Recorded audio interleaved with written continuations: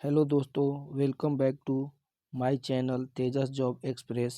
आज हम लोग 9th क्लास का बायोलॉजी स्टार्ट करेंगे और बायोलॉजी में यहीं से स्टार्ट होता है जो है कि जीवन की मौलिक इकाई, the fundamental unit of life, जिसे हमें अध्याय 5 में पढ़ना है।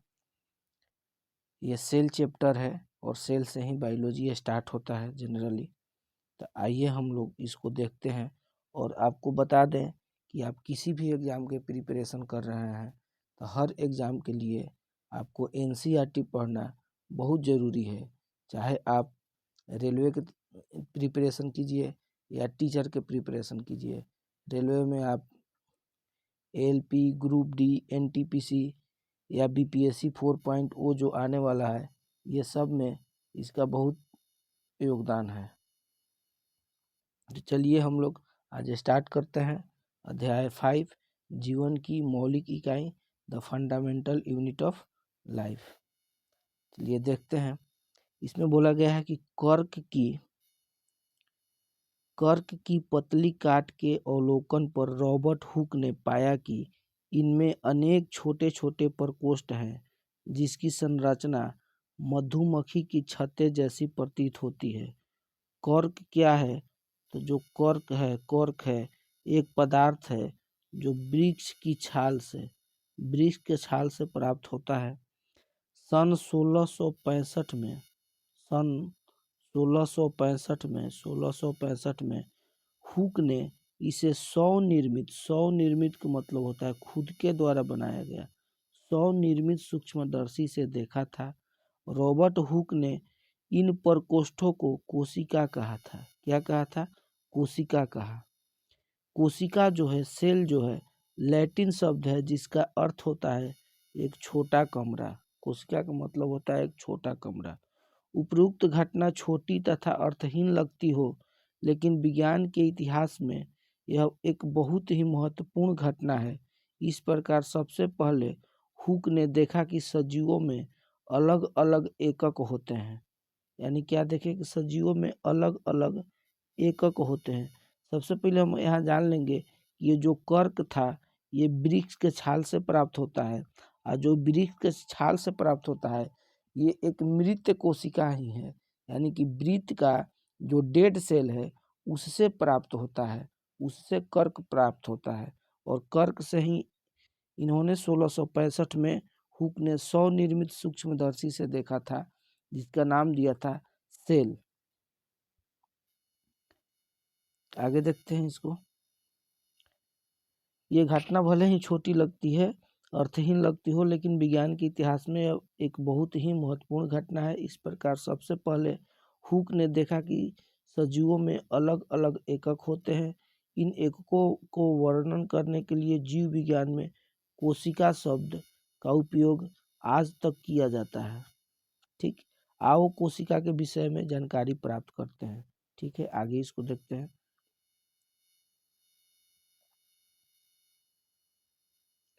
अब देखते हैं सजीव किससे बने होते हैं। चलिए, प्याज का एक छोटा टुकड़ा लो। चिमटी की सहायता से हम प्याज की अवतल सतह की और भीतरी सतह से झिल्ली से उतार सकते हैं। जैसे चिमटी से लेकर प्याज में आप देखते होंगे एक झिल्ली नुमा संरचना होता है और उसको हम लोग एकदम पतला पतला झिल्ली की तरह होता है, तो उसको चिमटी से ऐसे भी उसको उतार सकते हैं। इस झिल्ली को तुरंत पानी वाले वॉच ग्लास में रख लेते हैं। इसमें झिल्ली मुड़ने अथवा सूखने से बच जाएगी। हम इस झिल्ली से क्या करें? एक कांच की स्लाइड लो, इस पर पानी की एक बूंद डालो। अब वॉच ग्लास में रखी झिल्ली के इस छोटे टुकड़े को इस स्लाइड पर रख दो। यह ध्यान रखें कि झिल्ली बिल्कुल क्या हो, सीधी हो। एक पतले पेंट ब्रश इस झिल्ली के स्लाइड पर रखने में आपकी सहायता कर सकता है। अब इस पर एक बूंद सेफ्रामाइसिन का, किसका? सेफ्रामाइन की डालो और इसे कवर स्लिप से ढक दो। ठीक, कवर स्लिप की सुई को सहायता से इस प्रकार रखें जिससे कि इसमें वायु के बुलबुले न आ पाए। अपने अध्यापक से सहायता लें। हमने प्याज के झिल्ली को अस्थायी स्लाइड बनाया है। अब हम इसे पहले कम शक्ति वाले तथा उसके बाद उच्च शक्ति वाले संयुक्त सूक्ष्मदर्शी से देखते हैं। चलिए देखते हैं यहाँ पे। अब यहाँ देखिएगा, यहाँ पे है संयुक्त सूक्ष्मदर्शी जिसका नेत्रिका लेंस है, प्रारंभिक समायोजन है, सूक्ष्म संयोजन है, भुजा अभिदृशक, मंच, घूर्ण, पेंच, दर्पण, आधार, सूक्ष्म स्लाइड, क्लिप, संग्रही। ठीक है, तो इसमें हम क्या देखें? आपने क्या देखा? पूछ रहा है कि आपने क्या देखा।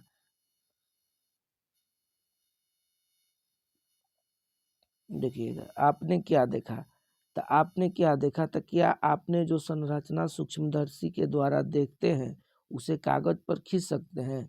क्या यह चित्र 5.2 की जैसी दिखाई देती है? तो देखिए, प्याज की झिल्ली की कोशिकाएं, ये जो कोशिकाएं हैं ये प्याज की झिल्ली की कोशिकाएं हैं। देखिए ऐसे ऐसे जो ऐसे ऐसे है ना, ये सब ये उसी के झिल्ली के कोशिकाएं हैं। ये जो बीच में है जो ये केंद्रक हैं, ये और कोशिकाएं हैं। बाकी ये सभी क्या है, ये सभी जो है ये कोशिकाएं हैं। देखिए दिया हुआ है ऐसे, और बाकी बीच में जो है केंद्रक है। अब हम विभिन्न आकार वाली प्याज की झिल्लियों से अस्थायी स्लाइड बनाएंगे। हम क्या देखते हैं? क्या एक समान संरचनाओं को देखते हैं अथवा भिन्न भिन्न? चलिए आगे इसके बारे में जानते हैं कि ये संरचनाएं क्या है। देखिए, ये सभी संरचनाएं एक जैसी दिखाई देती है। ये सभी मिलकर एक बड़ी संरचना शल्क कंद बनाते हैं। जैसे कि प्याज, ये छोटी छोटी संरचनाएं जो झिल्ली है, छोटी छोटी झिल्ली मिलकर क्या बनाता है? शल्क कंद, जो कि हम प्याज बोलते हैं, मिल करके प्याज बना देता है। और उसी प्याज का तो ये छोटा छोटा झिल्लिया था। इस क्रियाकलाप से हमें पता चलता है कि विभिन्न आकार के प्याज में सूक्ष्मदर्शी द्वारा देखने पर जैसी संरचनाएं दिखाई देती है। प्याज की झिल्ली की कोशिकाएं जो है क्या है? एक समान है।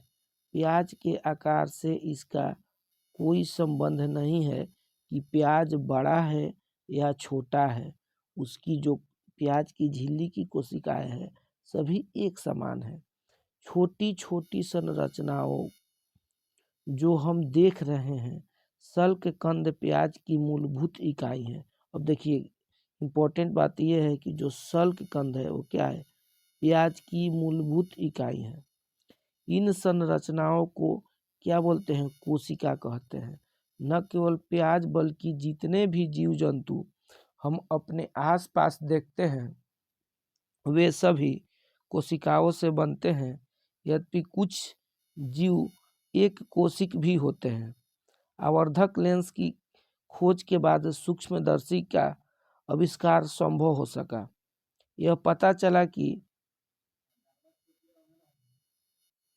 देखिए, आवर्धक लेंस की खोज के बाद सूक्ष्मदर्शी की आविष्कार संभव हो सका।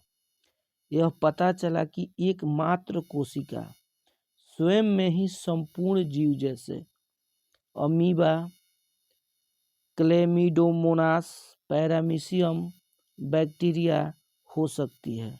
बात समझिएगा। देखिए, एक संपूर्ण जीव जैसे बोला कि एक क्या बोल रहा है कि कोशिका स्वयं में ही एक संपूर्ण जीव जैसे अमीबा, क्लेमोडोमोनास, पैरामीशियम तथा बैक्टीरिया हो सकती है। बात समझिए, जो संपूर्ण जीव है ना, जैसे कि कोशिका का मतलब होता है स्मॉलेस्ट यूनिट ऑफ सेल। ऐसे समझिए, जैसे कि आपको कोई हॉस्पिटल है, मान लीजिए पीएमसीएच है, तो एक कंप्लीट यूनिट है पीएमसीएच में। जैसे कि किसी को डेंटिस्ट के पास दिखाना हो, किसी को पैर का प्रॉब्लम है, किसी को और कोई समस्या है, तो बहुत सारे चीज़ों के इलाज होता है। तो कोशिका एक अपने में क्या है? संपूर्ण है। ठीक ना, यही बताना चाह रहे थे। अब आइए, इन सजीवों को एक कोशिकीय जीव कहते हैं। इसके अतिरिक्त बहुकोशिकीय जीवों में अनेक कोशिकाएं समाहित होकर विभिन्न कार्यों को संपन्न करने हेतु विभिन्न अंगों का निर्माण करते हैं। इसके कुछ उदाहरण है, जैसे फंजाई जिसे कवक कहते हैं, पादप तथा जंतु। क्या हम कुछ और एक कोशीय जीवों के विषय में पता कर सकते हैं? प्रत्येक बहुकोशिकीय जीव एक कोशिकाओं से ही विकसित होता है। जितने भी बहुकोशिकीय हैं, एक कोशिका से ही विकसित होता है। जैसे कैसे कोशिकाएं विभाजित होकर अपने ही जैसे कोशिकाएं बनाती है, इस प्रकार सभी कोशिकाओं को अपनी पूर्ववर्ती कोशिकाओं से उत्पन्न होती है। आगे देखते हैं।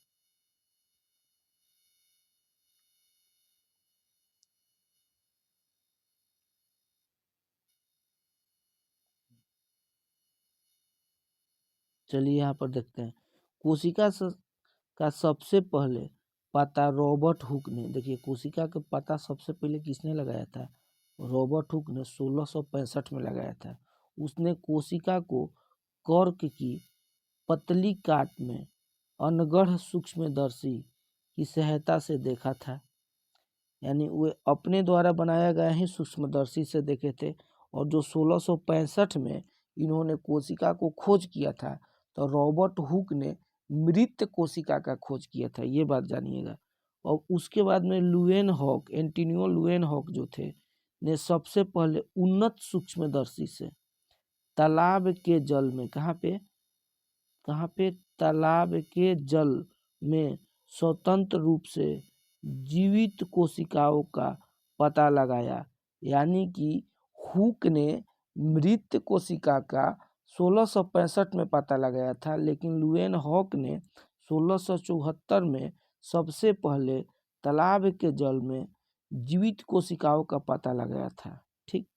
अब आते हैं रॉबर्ट ब्राउन ने 1831 में कोशिका में केंद्रक का पता लगाया। तो यहाँ से क्वेश्चन आएगा कि कोशिका में केंद्रक के किसने खोज किया था? तो कहिएगा रॉबर्ट ब्राउन ने 1831 में। अब आते हैं जे.ई. पुरकिंजे। आप पुरकिंजे याद रखिए, इसमें पुरोकंज दिया है तो पुरकिंजे भी बोलते हैं। तो पुरकंज ने 1839 में कोशिका में स्थित तरल जैविक पदार्थ जिसका नाम है जीव द्रव, उसका नाम दिया था। यानी आप बोल सकते हैं कि जीव द्रव का खोज किसने किया था? तो कहिएगा पुरकिंजे ने किया था। दो जीव वैज्ञानिक स्लाइडेन एवं स्वान ने कोशिका सिद्धांत दिया था। देखिए, स्लाइडेन एवं स्वान ने कोशिका सिद्धांत दिया था, उसके विषय में बताया था। तो पूछता है कि कोशिका सिद्धांत किसने दिया था? तो स्लाइडेन एवं स्वान ने दिया था। इस सिद्धांत के अनुसार सभी पौधे तथा जंतु कोशिकाओं से बने हैं। इस सिद्धांत के अनुसार जितने भी पौधे और जंतु हैं वो सभी किससे बने हैं? कोशिकाओं से बने हैं। ठीक। इसके बाद में आपको आते हैं यहाँ पे, इसके बाद में इस सिद्धांत के अनुसार सभी पौधे तथा जंतु कोशिकाओं से बने हैं और वे जीवन की मूलभूत इकाई हैं, यानी फंडामेंटल यूनिट ऑफ लाइफ है। अब आते हैं, देखिए बिरचो 1855 में बिरचो ने कोशिका सिद्धांत को आगे बढ़ाया। उन्होंने बताया कि सभी कोशिकाएं पूर्ववर्ती कोशिकाओं से बनती है। देखिए, ये किसने बताया था कि सभी कोशिकाएं अपने पहले वाली कोशिकाओं से बनती है? तो इसे बिरचो ने 1855 में बताया था। इसके बाद में 1940 में इलेक्ट्रॉन सूक्ष्मदर्शी के खोज के बाद कोशिका की जटिल संरचना तथा बहुत से अंगों को समझना संभव हो सका। चलिए अब हम क्रियाकलाप लेते हैं। इसमें हम पत्ती की झिल्ली, प्याज के मूलाग्र अथवा विभिन्न प्रकार के प्याज के झिल्ली को अस्थायी स्लाइड बना सकते हैं। उपयुक्त क्रियाकलाप करने के बाद निम्नलिखित प्रश्नों को उत्तर दीजिए। क्या सभी कोशिकाएं आकार तथा आकृति के दृष्टि से एक जैसी दिखती है? क्या सभी कोशिकाओं की संरचना एक जैसी दिखाई देती है? क्या पादप के विभिन्न भागों में पाई जाने वाली कोशिकाओं में कोई अंतर है? कोई अंतर है? हमें कोशिकाओं में क्या समानता दिखाई देती है, इसको हम आगे जानते हैं। चलिए देखिए, कुछ जीवों में विभिन्न प्रकार की कोशिकाएं भी हो सकती हैं।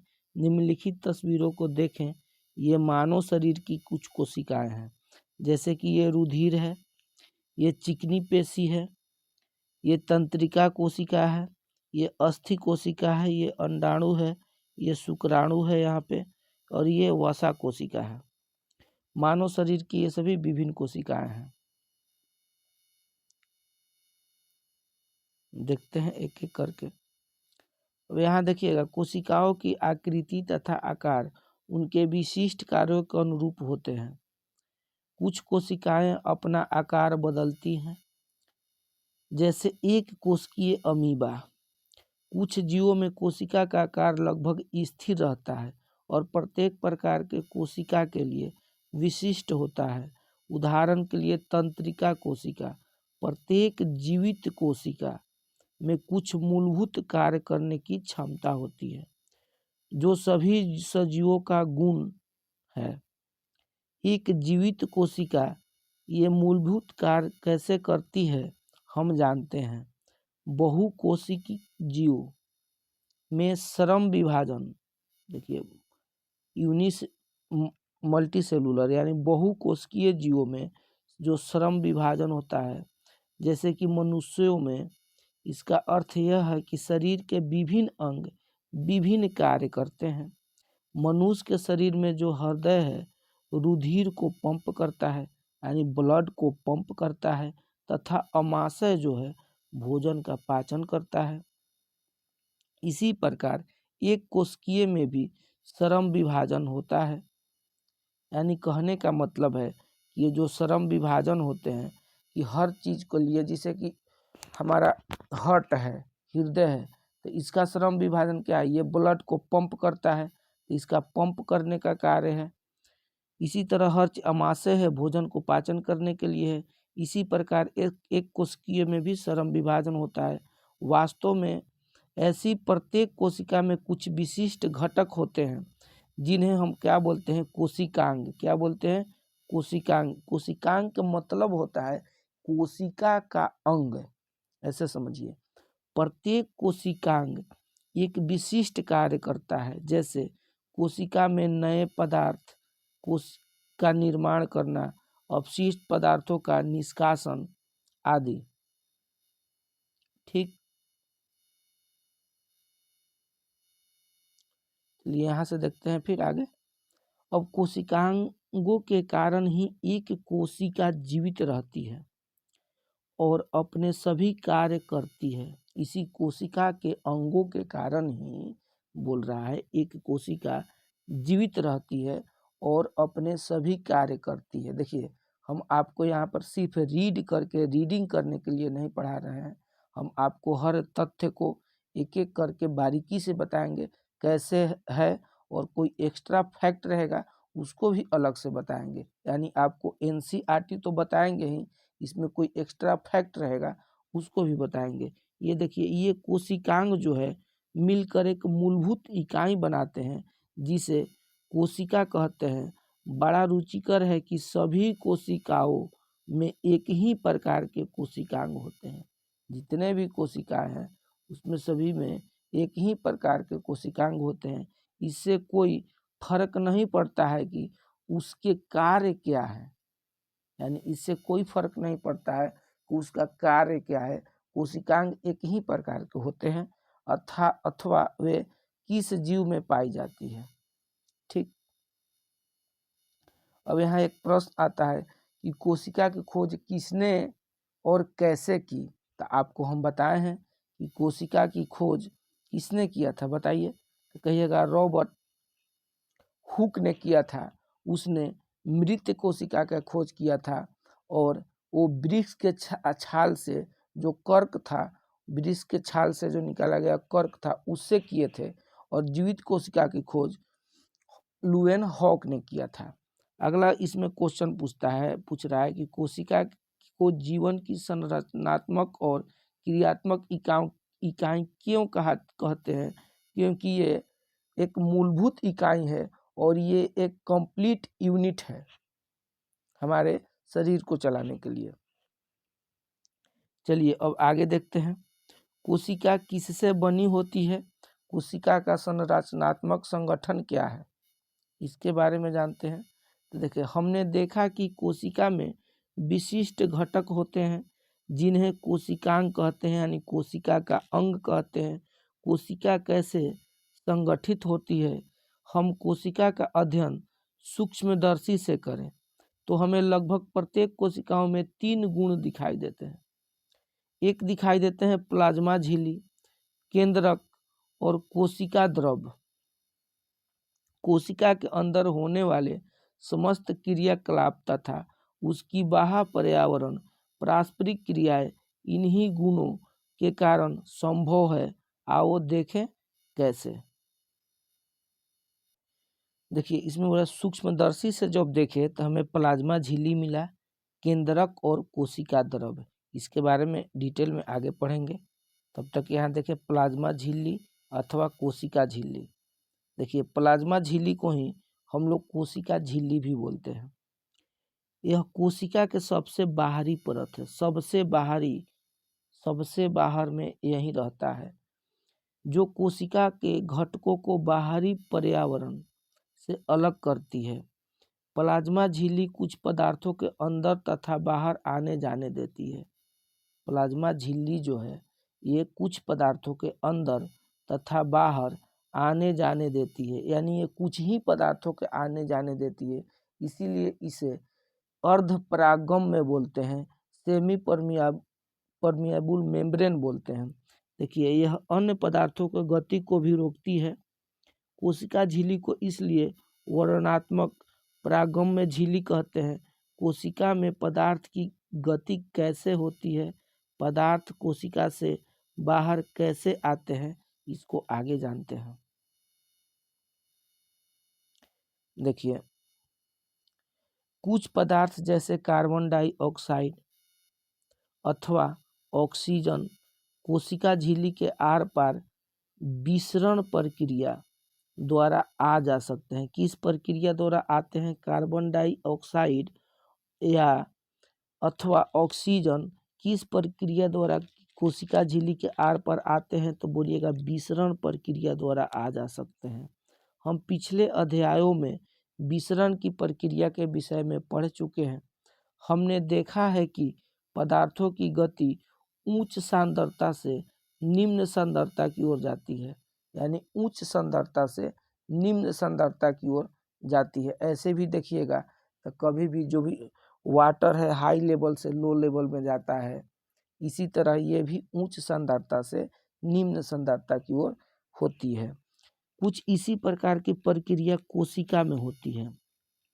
उदाहरण के लिए, जब कुछ पदार्थ जैसे CO2 जो एक कोशिकीय अपशिष्ट है और जिसका निष्कासन आवश्यक है, कोशिका में ये एकत्र हो जाती है तो उसकी सांद्रता बढ़ जाती है।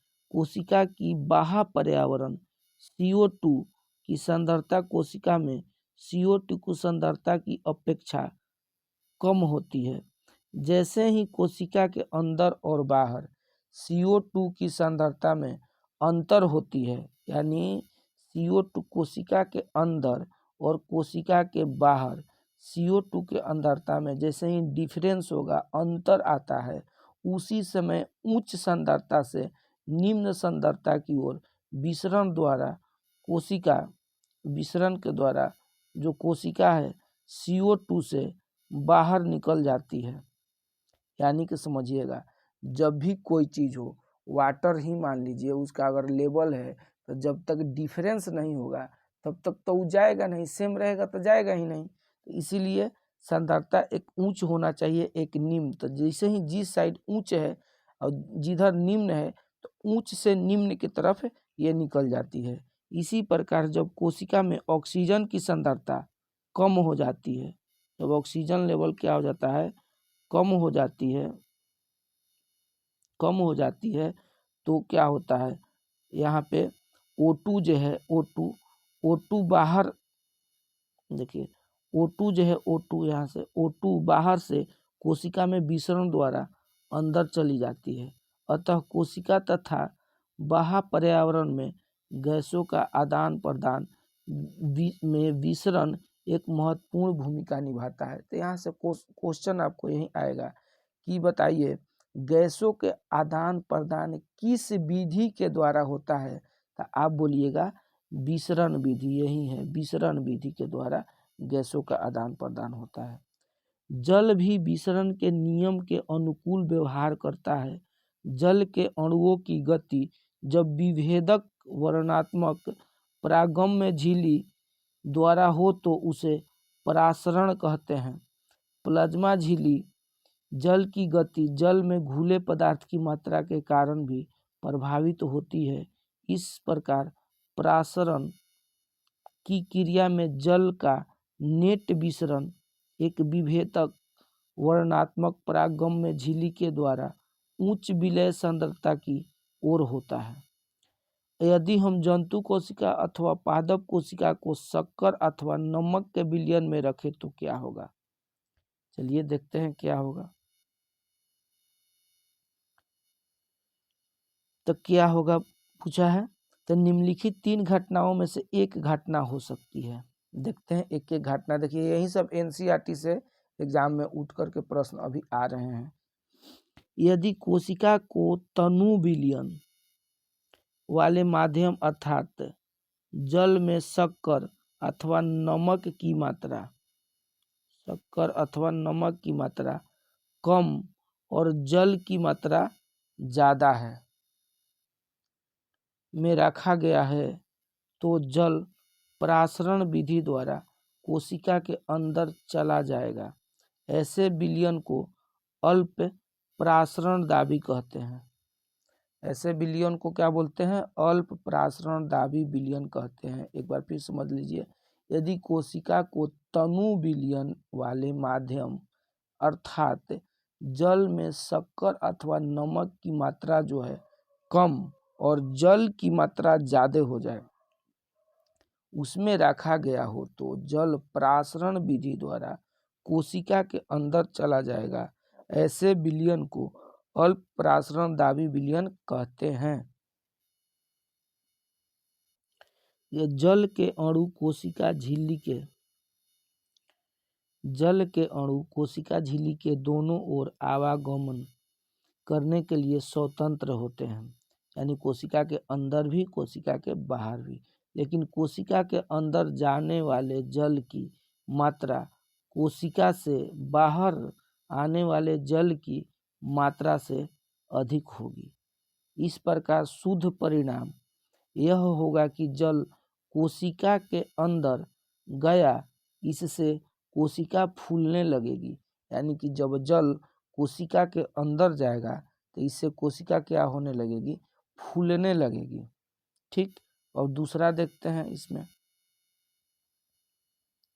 दूसरा है यदि कोशिका को ऐसे माध्यम या विलयन में रखा जाए जिसमें बाह्य जल की सांद्रता कोशिका में स्थित सांद्रता से के ठीक बराबर हो। यानी बाहरी जल और कोशिका के स्थित जल की सांद्रता को एकदम इक्वल हो तो कोशिका झिल्ली से जल में कोई शुद्ध गति नहीं होगी। यानी नेट गति, यानी कि कह सकते हैं कि इसमें कोई गति नहीं होगा। ऐसे विलयन को क्या बोलते हैं, समपरासरी विलयन बोलते हैं। ऐसे विलयन को क्या बोलेंगे, समपरासरी विलयन कहते हैं। यानी कि अंदर भी और बाहर भी दोनों बराबर मात्रा में हो जल। तो बोले ना डिफरेंस जरूरी है आदान प्रदान करने के लिए, दोनों के बीच में अंतर। तो यहाँ तो दोनों इक्वल है, तब ना अंदर से बाहर आएगा ना बाहर से अंदर जाएगा। इसलिए इस विलयन को क्या बोलते हैं, सम मतलब बराबर, परासारी विलयन कहते हैं। ठीक है। अब आते हैं जल कोशिका झिल्ली को दोनों ओर आता जाता है, लेकिन जल की जो मात्रा अंदर गई उतनी ही बाहर आ जाती है।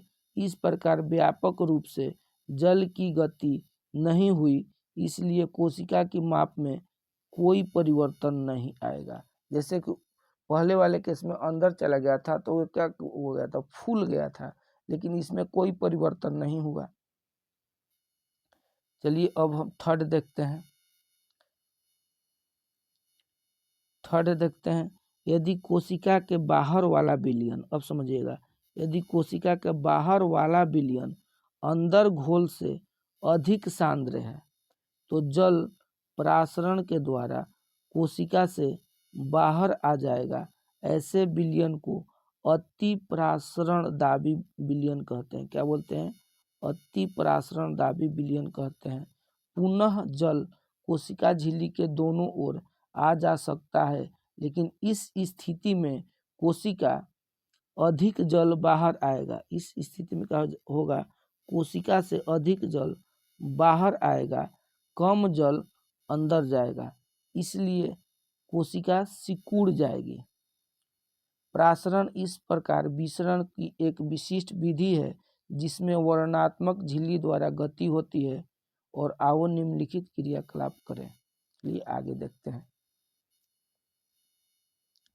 क्रियाकलाप क्या है? क्रियाकलाप है अंडे से प्रासरण। अंडे को तनु हाइड्रोक्लोरिक अम्ल में डालकर उसके कवच को हटाओ। उसके कवच अधिकांशतः कैल्शियम कार्बोनेट का बना होता है। आप सभी जानते हैं कि अंडे का जो बाहरी भाग होता है, जो कवच होता है, जो वाइट वाला पार्ट होता है, वो किसका बना होता है? कैल्शियम कार्बोनेट का बना होता है। एक पतली बाह्य त्वचा झिल्ली अब अंडे को घेरे रखती है। अंडे को शुद्ध जल में रखो। 5 मिनट के बाद इसे अवलोकन करो। आप क्या देखते हैं? अगर कीजिएगा आप खुद से तो देखिएगा कि अंडा जो है फूल जाता है, क्योंकि परासरण के द्वारा जल अंडे के अंदर चला जाता है। इसी प्रकार एक कवच रहित अंडा नमक के सांद्रित विलयन में रखो और 5 मिनट तक उसका अवलोकन करो।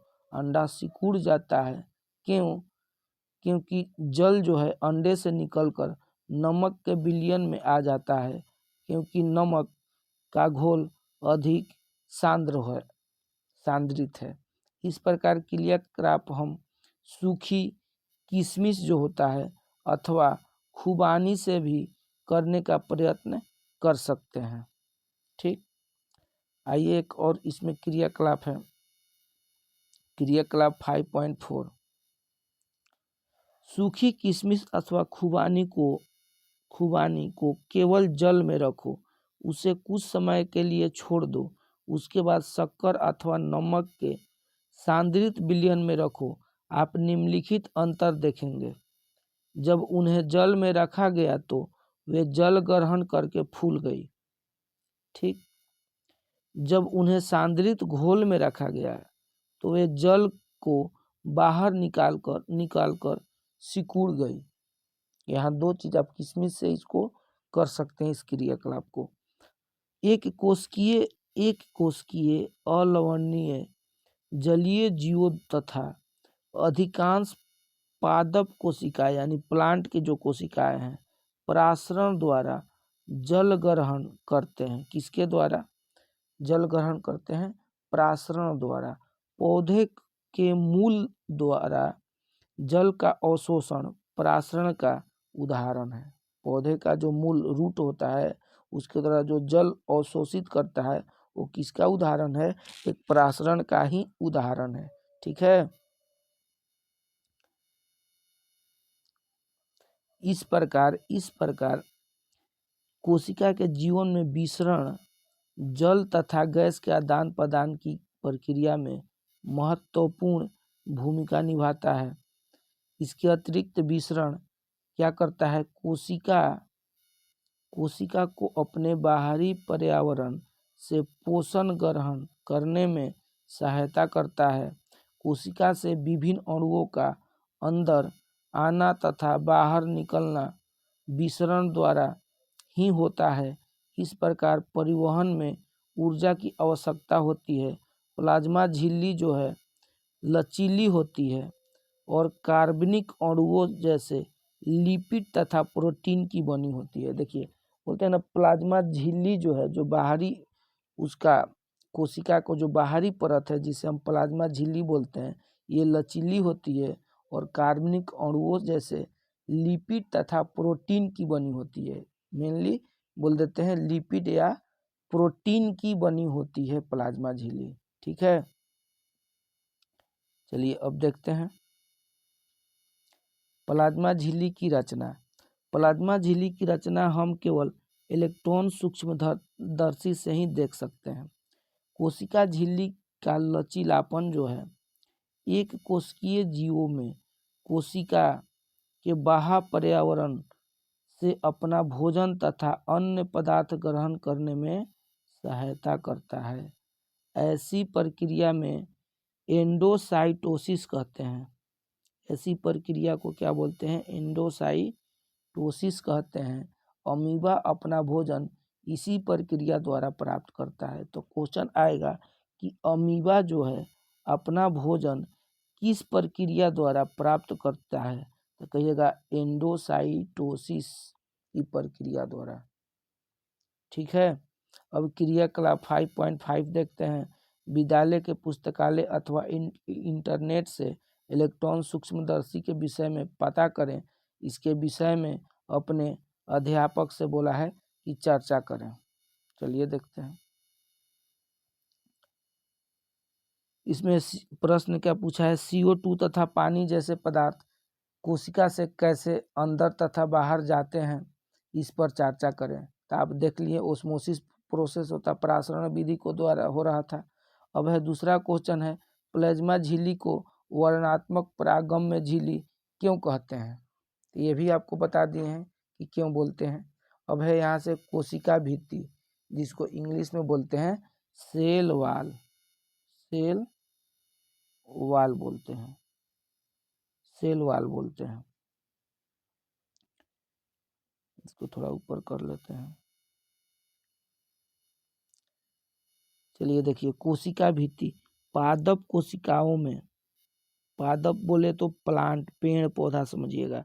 पादप कोशिकाओं में प्लाज्मा झिल्ली अतिरिक्त कोशिका भित्ति भी होती है।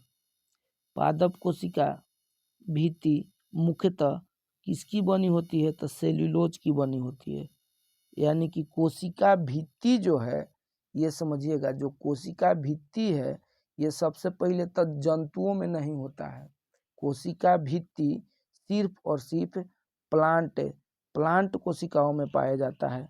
पादप कोशिका भित्ति किस चीज़ की बनी होती है? तो सेल्यूलोज की बनी होती है। और सेल्यूलोज एक बहुत जटिल पदार्थ है और यह पौधे को संरचनात्मक दृढ़ता प्रदान करता है। जब किसी पादप कोशिका में परासरण के द्वारा, इसके द्वारा परासरण द्वारा पानी की हानि होती है तो कोशिका झिल्ली सहित आंतरिक पदार्थ क्या होता है? जब हानि होगी तो संकुचित होगा। इस घटना को जीवद्रव कुंचन कहते हैं। इस घटना को क्या बोलते हैं? जीवद्रव कुंचन कहते हैं। इस परिघटना को निम्न क्रियाकलापों द्वारा देख सकते हैं। चलिए क्रियाकलाप 5.6 से इसको देखते हैं। ये क्या बोल रहा है? रियो की पत्ती की झिल्ली को पानी में रखकर एक स्लाइड बनाओ। ठीक, उच्च शक्ति वाले सूक्ष्मदर्शी से देखो, छोटे छोटे हरे कण दिखाई देंगे। इन्हें क्या बोलते हैं? क्लोरोप्लास्ट कहते हैं। इनमें एक हरा पदार्थ होता है जिसे क्लोरोफिल कहते हैं। यानी क्लोरोप्लास्ट के अंदर जो हरा पदार्थ होता है उसे हम लोग क्या बोलते हैं? क्लोरोफिल कहते हैं। ठीक है, इसको आगे करते हैं। अब देखिए यहाँ से, इस स्लाइड पर शक्कर अथवा नमक का सांद्रण विलयन डालो।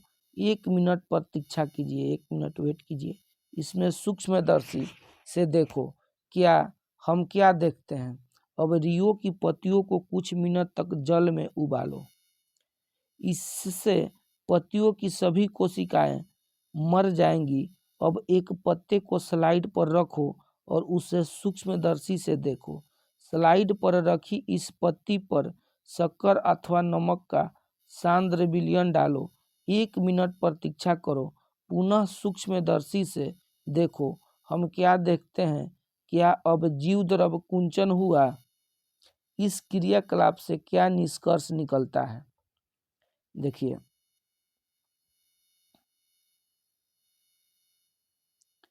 इस क्रियाकलाप से क्या निष्कर्ष निकलता है?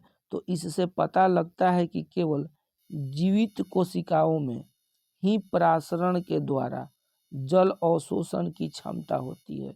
यानी सिर्फ जो लाइव सेल है उसी में ही जल यानी प्रासरण द्वारा जल अवशोषित करने की अवशोषण की क्षमता होती है, न कि मृत कोशिकाओं में। मृत कोशिकाओं में यह क्षमता अवशोषण करने की वाटर का नहीं होता है। कोशिका भित्ति पौधों, कवक तथा बैक्टीरिया की कोशिकाओं को अपेक्षाकृत कम तनु विलयन यानी अल्प प्रासरण दाबी विलयन में बिना फटे बनाए रखती है। ऐसे माध्यम में कोशिका प्रासरण विधि द्वारा पानी लाती है।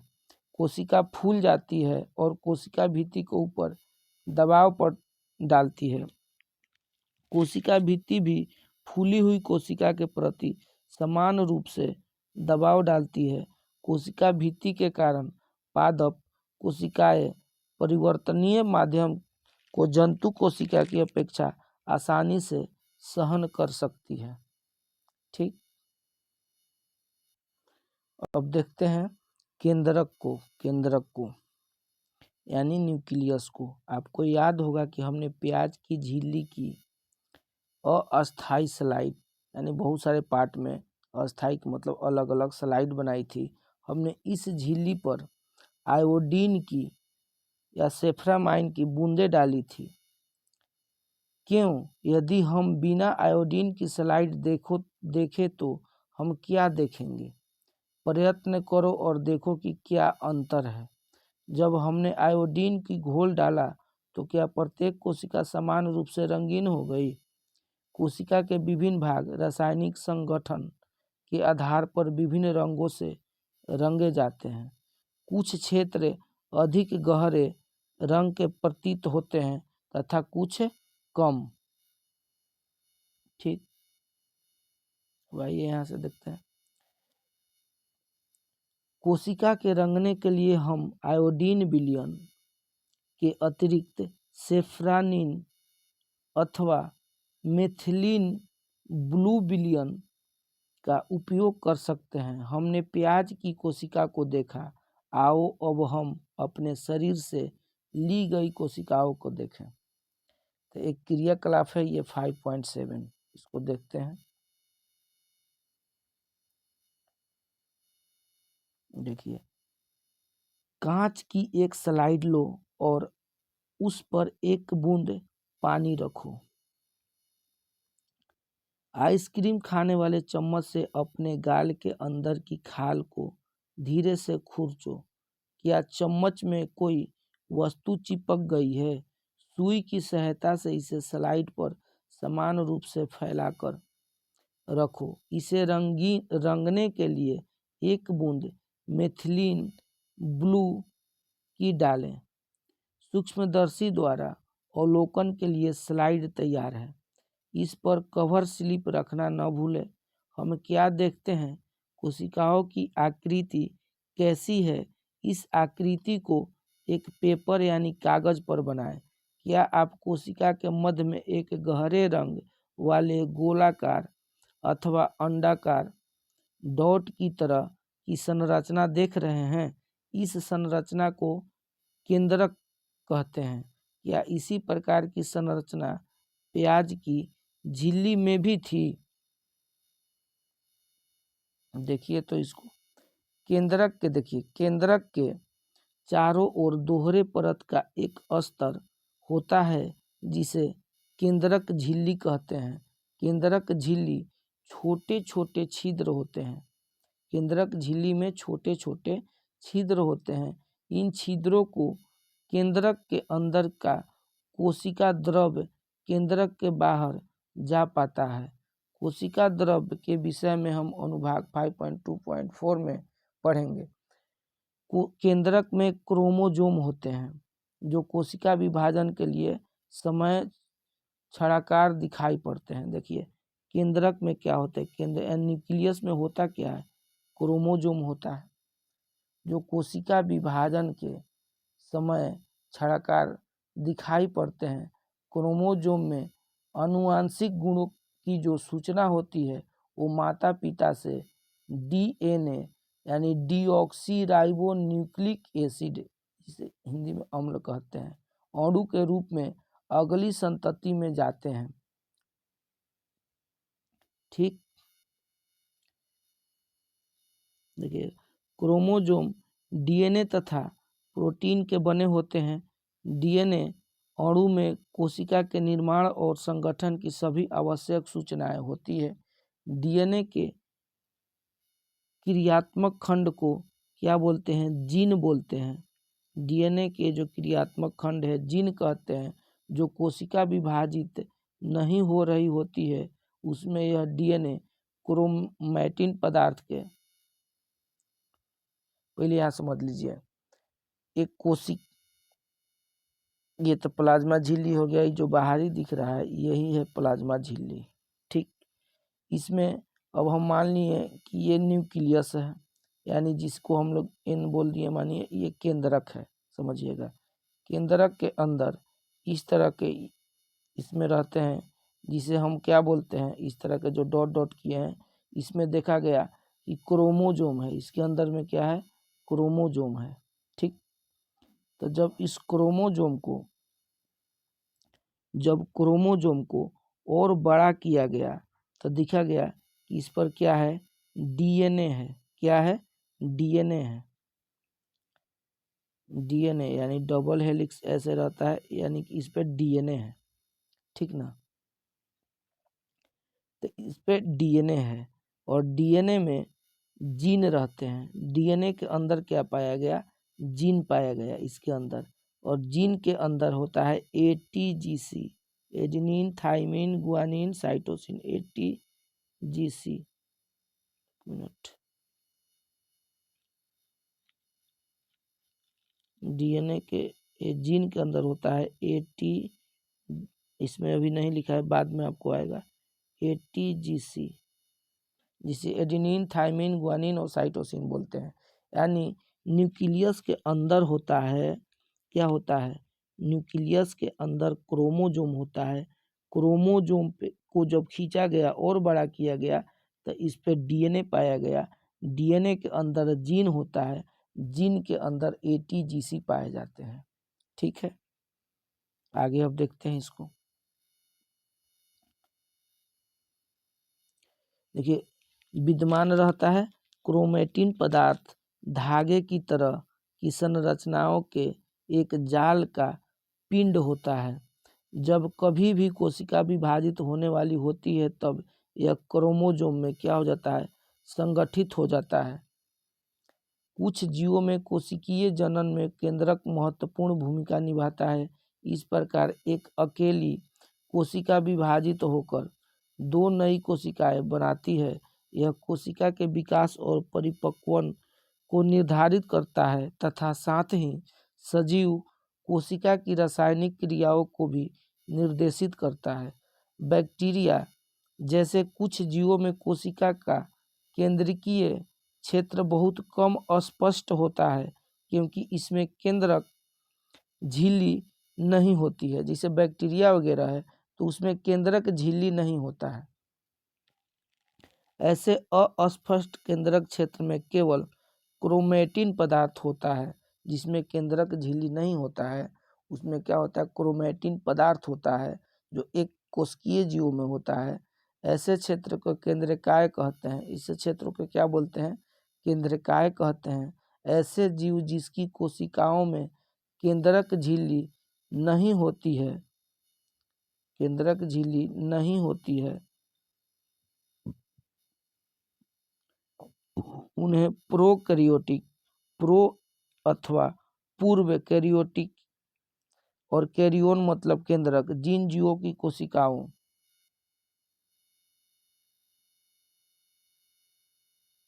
देखिए यहाँ तक हो गया है। देखते हैं। तो प्रोकैरियोट का मतलब है, प्रो मतलब आदि अथवा पूर्व यानी पहले का, कैरियोट मतलब कैरियोन या केंद्रक।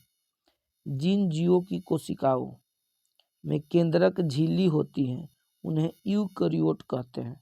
क्या बोलते हैं? यूकैरियोट कहते हैं। प्रोकैरियोट यानी केंद्रक झिल्ली यानी हम सभी मानव जो भी हैं, यू यू मतलब ऐसे याद रखिएगा तुम, यानी यूकैरियोटिक में हम सभी आते हैं। और प्रोकैरियोटिक कोशिकाएं में और भी अन्य अधिकांश द्रव अंगक नहीं होते हैं। बहुत सारे इसमें अंगक, कोशिका के अंग का अभाव रहता है, ठीक, जो कि यूकैरियोटिक कोशिकाओं में होती है। यानी यूकैरियोटिक कोशिकाएं जो होती है, जो मानव का, हम सभी का है, हाथी का, बाघ का, हम सब का, ये कोशिकाएं हम लोग यूकैरियोटिक कोशिकाओं में आते हैं। हम लोग यूकैरियोटिक हैं। ऐसे अंगकों के अनेक के कार्य भी कोशिका द्रव को असंगठित भागों के द्वारा ही किए जाते हैं। प्रकाश संश्लेषी बैक्टीरिया में क्लोरोफिल झिल्लीदार पुटिका थैली की तरह की संरचना के साथ होती है, जबकि यूकैरियोटिक में आपको अमीबा वगैरह आ जाएंगे ये सभी। और आपको यूकैरियोटिक में तो हम लोग आएंगे, प्रोकैरियोटिक में अमीबा वगैरह आएंगे। तो यूकैरियोटिक कोशिकाओं में क्लोरोफिल प्लास्टिड में होती है। किसमें? प्लास्टिड में क्लोरोफिल होता है। यहाँ देखिएगा, ये देखिए प्रोकैरियोटिक कोशिकाओं को यहाँ पर फिगर दिया गया है। इसमें देखिए होता क्या है, कोशिका भित्ति है प्रोकैरियोटिक, जो कि आपको अमीबा में आएगा। ये जो कोरोना वायरस आया था तो वायरस था, ये सब क्या, ये सभी भी वायरस वगैरह सभी किस में आते हैं? प्रोकैरियोटिक कोशिका में आते हैं। तो इसमें क्या क्या पाया जाता है? कोशिका भित्ति पाया जाएगा, प्लाज्मा झिल्ली पाया जाएगा, राइबोसोम पाया जाता है। कितना? तो इसमें 70S, दो प्रकार का होता है, एक 80S और एक 70S। तो इसमें 70S राइबोसोम पाया जाएगा, कोशिकाएं पाया जाएगा। और आप यहाँ देख रहे होंगे ये छोटी छोटी जो बालनुमा संरचना ये है, और ये जो बड़ी वाली संरचना है ये वाला, इसको बोलते हैं सिलिया, इसको बोलते हैं सिलिया। और ये बड़े वाली को बोलते हैं फ्लैजेला, इसको बोलते हैं फ्लैजेला। तो सिलिया, और तो कहिएगा कि ये अपना गति किसे करते हैं? तो इसी सिलिया और फ्लैजेला के माध्यम से गति करते हैं प्रोकैरियोटिक कोशिका। अब इसके बाद पढ़ना है कोशिका द्रव। तो कोशिका द्रव के बारे में जानते हैं।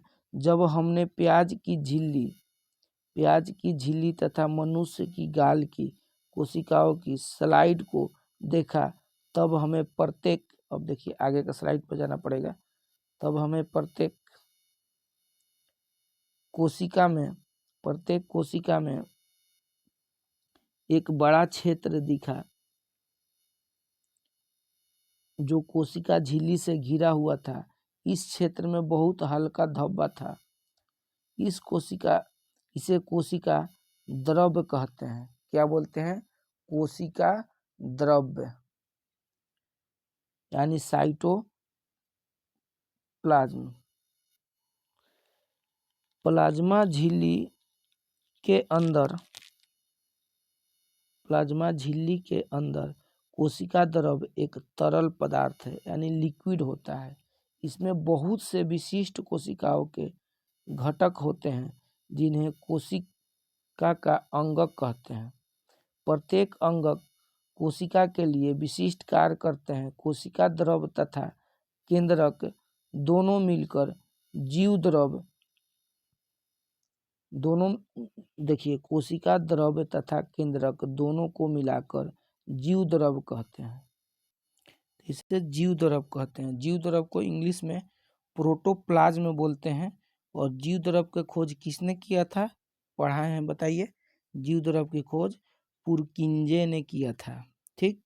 अब कोशिका अंगक झिल्ली युक्त होते हैं। प्रोकैरियोटी कोशिकाओं में वास्तविक केंद्रक के अतिरिक्त झिल्ली युक्त अंगक भी नहीं होते हैं।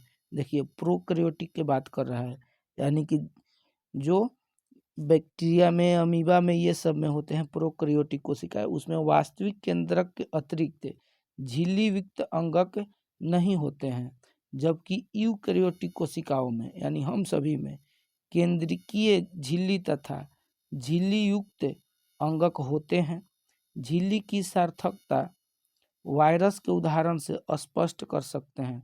वायरस में किसी भी प्रकार की झिल्ली नहीं होती है। जैसे कोरोना वायरस आया था, इसमें किसी प्रकार का झिल्ली नहीं होता है ये सभी में, और इसलिए इसमें जीवन के गुण तब तक लक्षित नहीं होते। एक मिनट इसको आगे कर लेने दीजिएगा।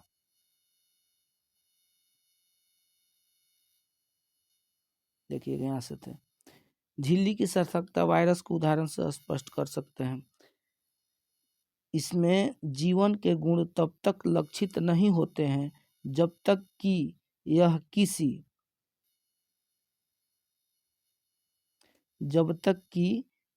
किसी सजीव के शरीर में प्रविष्ट करके कोशिका की मशीनरी का उपयोग कर अपना बहुगुणन नहीं कर लेता। यानी कहने के मतलब है कि ये ऐसे कभी भी ये नहीं विकसित हो सकते हैं जब तक कि आपके शरीर में इंटर नहीं कर जाए। तो इसीलिए देखते थे किसी के अंदर आराम आराम से धीरे धीरे से आता था, फेफड़ा में सर्दियों के माध्यम से, गला में आता था, उसके बाद में पूरा ये आपका जो न्यूक्लियस है उसी पर अटैक मारता था और उसी को अपने तरह के यानी कि बोलता था फोटोकॉपी करो, यानी अपने वायरस है उसी के तरह से बहुत सारा वायरस बनाने लगता था। और ये प्रक्रिया इतना तेजी से होने लगता था कि पूरा मतलब फैल जाता था, जिसके कारण बाद में बचना मुश्किल हो जाता था। इसलिए इनिशियल स्टेज में बचने की संभावना रहता था। यानी कि यहाँ हम कह सकते हैं कि देखिए, जो भी वायरस होगा वो ऐसे नहीं रह सकता है, वो कभी किसी न किसी क्या करेगा, सजीव के शरीर में प्रवेश करेगा और हमारा ही मशीनरी से, हमारे ही अंगक से उसमें यूज करके वो अपना डेवलप करना स्टार्ट करेगा, बढ़ना स्टार्ट करेगा। ठीक है, अब यहाँ से देखिए प्रश्न आएगा, क्या अब आप निम्नलिखित तालिका में दिए गए रिक्त स्थान को भर सकते हैं जिससे कि प्रोकैरियोटिक तथा यूकैरियोटिक कोशिकाओं में अंतर स्पष्ट हो सके। देखिए, यह आकार प्रायः छोटा होता है। देखिए, प्रोकैरियोटिक कोशिका में का आकार जो है छोटा होता है, जबकि यूकैरियोटिक का बड़ा होता है। कितना से कितना होता है, 1 से 10 माइक्रोमीटर होता है। यहाँ 5 से 100 माइक्रोमीटर होता है। 1 माइक्रोमीटर बराबर 10⁻⁻6 मीटर होता है। केंद्रकीय क्षेत्र है, इसका केंद्रकीय क्षेत्र जो है सुस्पष्ट होता है और चारों ओर से केंद्रकीय झिल्ली से घिरा होता है, जबकि यह घिरी से झिला हुआ नहीं होता है। क्रोमोजोम एक होता है, इसमें क्रोमोजोम क्या होता है, एक से अधिक होता है। झिल्ली युक्त कोशिका अंगक अनुपस्थित होती है, जबकि इसमें क्या होता है, झिल्ली युक्त कोशिका अंगक उपस्थित होता है। इसमें क्या भरिएगा, उपस्थित होता है, उपस्थित होता है। ठीक, चलिए आगे चलते हैं। अब है कोशिका का अंगक, यानी कोशिका का अंगक यानी उसका अंग। तो देखिए, प्रत्येक कोशिका के चारों ओर अपनी झिल्ली होती है जिससे कि उसमें स्थित पदार्थ बाहरी पर्यावरण से अलग रहे, इसीलिए उसमें अपनी झिल्ली होती है। बड़ी तथा जटिल कोशिकाओं में, जिसमें कोशिक जीवों की कोशिकाएं भी शामिल है, को भी उपापचयी क्रियाओं की बहुत आवश्यकता होती है, जिससे कि वे जटिल संरचना तथा कार्य को सहारा दे सके। इन विभिन्न प्रकार के उपापचयी क्रियाओं को अलग अलग रखने के लिए ये कोशिकाएं झिल्ली युक्त छोटी छोटी संरचनाओं अंगक का उपयोग करती है। यूकैरियोटिक कोशिकाओं का एक ऐसा गुण है जो उन्हें प्रोकैरियोटिक कोशिकाओं से अलग करता है। इनमें से कुछ अंगक केवल इलेक्ट्रॉन सूक्ष्मदर्शी से ही देखे जा सकते हैं। ठीक,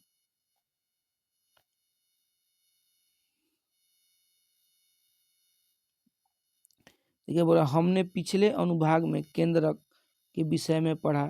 अंतःद्रवी जालिका, गोल्जी उपकरण, लाइसोसोम, माइटोकॉन्ड्रिया तथा प्लास्टिड कोशिका अंगकों के महत्वपूर्ण ये सब एग्जाम्पल हैं जिन पर हम विचार करेंगे। ये इसलिए महत्वपूर्ण है क्योंकि ये कोशिकाओं के बहुत निर्णायक कार्य करते हैं। देखिए आपको तो हम पढ़ा रहे हैं बोले, फिर भी हम आपको एक अंत में जिस तरह मैच के बाद हाईलाइट होता है उसी तरह आपको ये हर चीज़ का निचोड़ भी एक बार बताएंगे। ठीक है, इसलिए वीडियो को पूरा अंत तक देखिएगा। अब देखिए इसमें जो कहने का मतलब, ये प्लाज्मा झिल्ली है, इसके अंदर जैसे इंडोप्लाज्मिक रेटिकुलम ER ये दिया हुआ है, इसी तरह से हर चीज़ होता है इसके अंदर में कोशिका झिल्ली के अंदर में। और इसको जीव द्रव इसलिए बोलते हैं। देखिए इसमें जितने भी अंगक रहेंगे इसमें जीव द्रव, यानी जीव द्रव मतलब लिक्विड भरा रहता है। अब समझिएगा, ऐसे कि एक बैग में सिर्फ थाली लोटा कटोरा कुछ ले लें और दौड़ने लगे तब बजने लगेगा, एक दूसरे से टकराने लगेगा। तो इसीलिए इसमें भी इसको जीव द्रव भर देंगे ताकि इसका जितना भी अंगक है एक दूसरे से टकराए नहीं और ये लिक्विड के अंदर रहे अच्छे से। ठीक है, इसीलिए इसमें लिक्विड भरते हैं। तो चलिए, अंतःद्रव जालिका जिसे इंडोप्लाज्मिक रेटिकुलम बोलते हैं। ठीक, यह झिल्ली के अंदर होता है, ये कोशिका का एक अंगक है। इसके बारे में हम लोग डिटेल में जानते हैं कि क्या है इंडोप्लाज्मिक रेटिकुलम। ठीक, तो इंडोप्लाज्मिक रेटिकुलम अंतःद्रवी जालिका, झिल्ली युक्त नलिकाओं तथा सीट का एक बहुत बड़ा तंत्र है। ये लंबी नालिका अथवा गोल या आयताकार थैलो पुटिकाओं की तरह दिखाई देती है। अंतःद्रव जालिका की रचना भी एक प्लाज्मा झिल्ली के समरूप होती है। अंतःद्रव जालिका दो प्रकार की होती है। यह कितनी प्रकार की होती है? दो प्रकार की होती है। देखिए दो प्रकार की होती है, जैसे कि इस तरह से, ऐसे मान लीजिए इंडोप्लाज्मिक कोशिका के अंदर से ये आंतरिक कंकाल का भी काम करता है। इसमें ये दो प्रकार की होती है, एक होता है इस पे रफ और एक होता है खुददार टाइप का। एक एकदम रफ होता है चिकना और एक होता है इस तरह से, एक यहाँ पे स्मूथ होता है और एक रफ होता है। देखिए इसमें दिया गया है आपको खुरदारी अंतःद्रव जालिका यानी तथा चिकनी अंतःद्रव जालिका यानी RER। देखिए RER का मतलब है, R मतलब रफ, E मतलब इंडो प्लाज्मिक, R मतलब रेटिकुलम, यानी रफ इंडोप्लाज्मिक रेटिकुलम जिसे खुरदारी रफ बोलते हैं, खुरदरी होता है। और चिकनी अंतःद्रव जालिका स्मूथ इंडोप्लाज्मिक रेटिकुलम। अब रफ इंडोप्लाज्मिक रेटिकुलम सूक्ष्मदर्शी से देखने पर खुरदरी दिखाई पड़ती है। खुरदरी मतलब खुरदरा टाइप का, क्योंकि इस पर राइबोसोम लगे होते हैं। देखिए रफ इंडोप्लाज्मिक रेटिकुलम पे राइबोसोम लगे होते हैं। अब राइबोसोम पर प्रोटीन संश्लेषित होती है। RER तैयार प्रोटीन को आवश्यकता अनुसार इंडोप्लाज्मिक रेटिकुलम के द्वारा कोशिका के अन्य भागों में भेज देता है। यानी यहाँ समझेंगे कि जो रफ इंडोप्लाज्मिक रेटिकुलम है उस पे ये जो रफ वाला है इस पे क्या होता है, इस पे राइबोसोम होता है। और राइबोसोम किसका निर्माण करता है? तो प्रोटीन का निर्माण करता है। ठीक, इसके बाद में स्मूथ इंडोप्लाज्मिक रेटिकुलम वसा अथवा लिपिड का, किसका? वसा अथवा लिपिड का निर्माण करता है। इसको यहाँ देखते हैं, वसा अथवा लिपिड के अणुओं के बनने में सहायता करती है। यह कोशिका कोशिकीय क्रिया के लिए बहुत महत्वपूर्ण है। कुछ प्रोटीन तथा वसा कोशिका झिल्ली को बनाने में सहायता करते हैं। इस प्रक्रिया को झिल्ली जीवात जनन कहते हैं। कुछ अन्य प्रोटीन तथा वसा एंजाइम एवं हार्मोन की भांति कार्य करते हैं। यद्यपि विभिन्न कोशिकाओं में इंडोप्लाज्मिक रेटिकुलम विभिन्न रूपों में दिखाई देती है, परंतु सदैव एक जालिका तंत्र का निर्माण करती है। ठीक, अब देखिए ये एक जंतु कोशिका दिया गया है। जंतु कोशिका में क्या है, ये बीच का जो है, ये बीच वाला जो है, ये बीच वाला ये जो है, इसको केंद्रक कहते हैं, न्यूक्लियस बोलते हैं। ये केंद्रकीय झिल्ली है, जो इसके बाहर झिल्ली दिख रहा है, जो इसको हाईलाइट किया गया है, केंद्रकीय झिल्ली है। चिकनी अंतःद्रव जालिका इंडोप्लाज्मिक रेटिकुलम, चिकनी मतलब होता है स्मूथ, इंडोप्लाज्मिक रेटिकुलम। ये गोल्जी उपकरण है, प्लाज्मा झिल्ली है, तारक केंद्रक है, तारक केंद्र है, लाइसोसोम है, ये राइबोसोम दिया गया है यहाँ पे, माइटोकॉन्ड्रिया है, खुरदरी अंतःद्रव जालिका और कोशिका द्रव। कोशिका द्रव और केंद्रिका द्रव दो होता है। जो कोशिका द्रव वो होता है जो कोशिका को सूखने से बचाता है, बोले ना लिक्विड होता है, ये पूरा लिक्विड भरा होता है। तो कोशिका में कोशिका द्रव होता है जो कोशिका को सूखने से बचाता है। ये हर एक एक को हम लोग अभी इंडोप्लाज्मिक रेटिकुलम में यहाँ पढ़े हैं, तो इसके बारे में देखिए, इसमें भी दिया हुआ है। इंडोप्लाज्मिक रेटिकुलम में दो है, एक चिकनी अंतःद्रव जालिका ये वाला, और आपको एक खुरदरी इंडोप्लाज्मिक रेटिकुलम। इसमें दो प्रकार का होता है। चिकनी में क्या होता है, वसा का निर्माण होता है यहाँ पे, और खुरदरी पे क्या होता है, राइबोसोम पाया जाता है। इस पे राइबोसोम पाया जाता है और यहाँ से ये प्रोटीन का निर्माण करता है। ठीक, अब आगे देखते हैं इसको। इस प्रकार इंडोप्लाज्मिक रेटिकुलम का एक कार्य कोशिका द्रव के विभिन्न क्षेत्रों के मध्य एवं कोशिका द्रव के विभिन्न क्षेत्रों के केंद्रक के मध्य पदार्थ मुख्यतः प्रोटीन के परिवहन के लिए नालिका के रूप में कार्य करना है। इंडोप्लाज्मिक रेटिकुलम कोशिका की कुछ जैव रासायनिक क्रियाओं के लिए कोशिका द्रवी ढांचे का कार्य भी करती है। एक वर्ग के जंतुओं जिन्हें कशेरुकी भी कहते हैं, अध्याय 7 में देखें, ये यकृत की कोशिकाओं में स्मूथ इंडोप्लाज्मिक रेटिकुलम विष तथा दवा को निराविषीकरण करने में महत्वपूर्ण भूमिका निभाते हैं।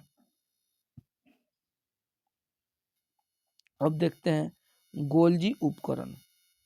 गोल्जी उपकरण के बारे में जानते हैं।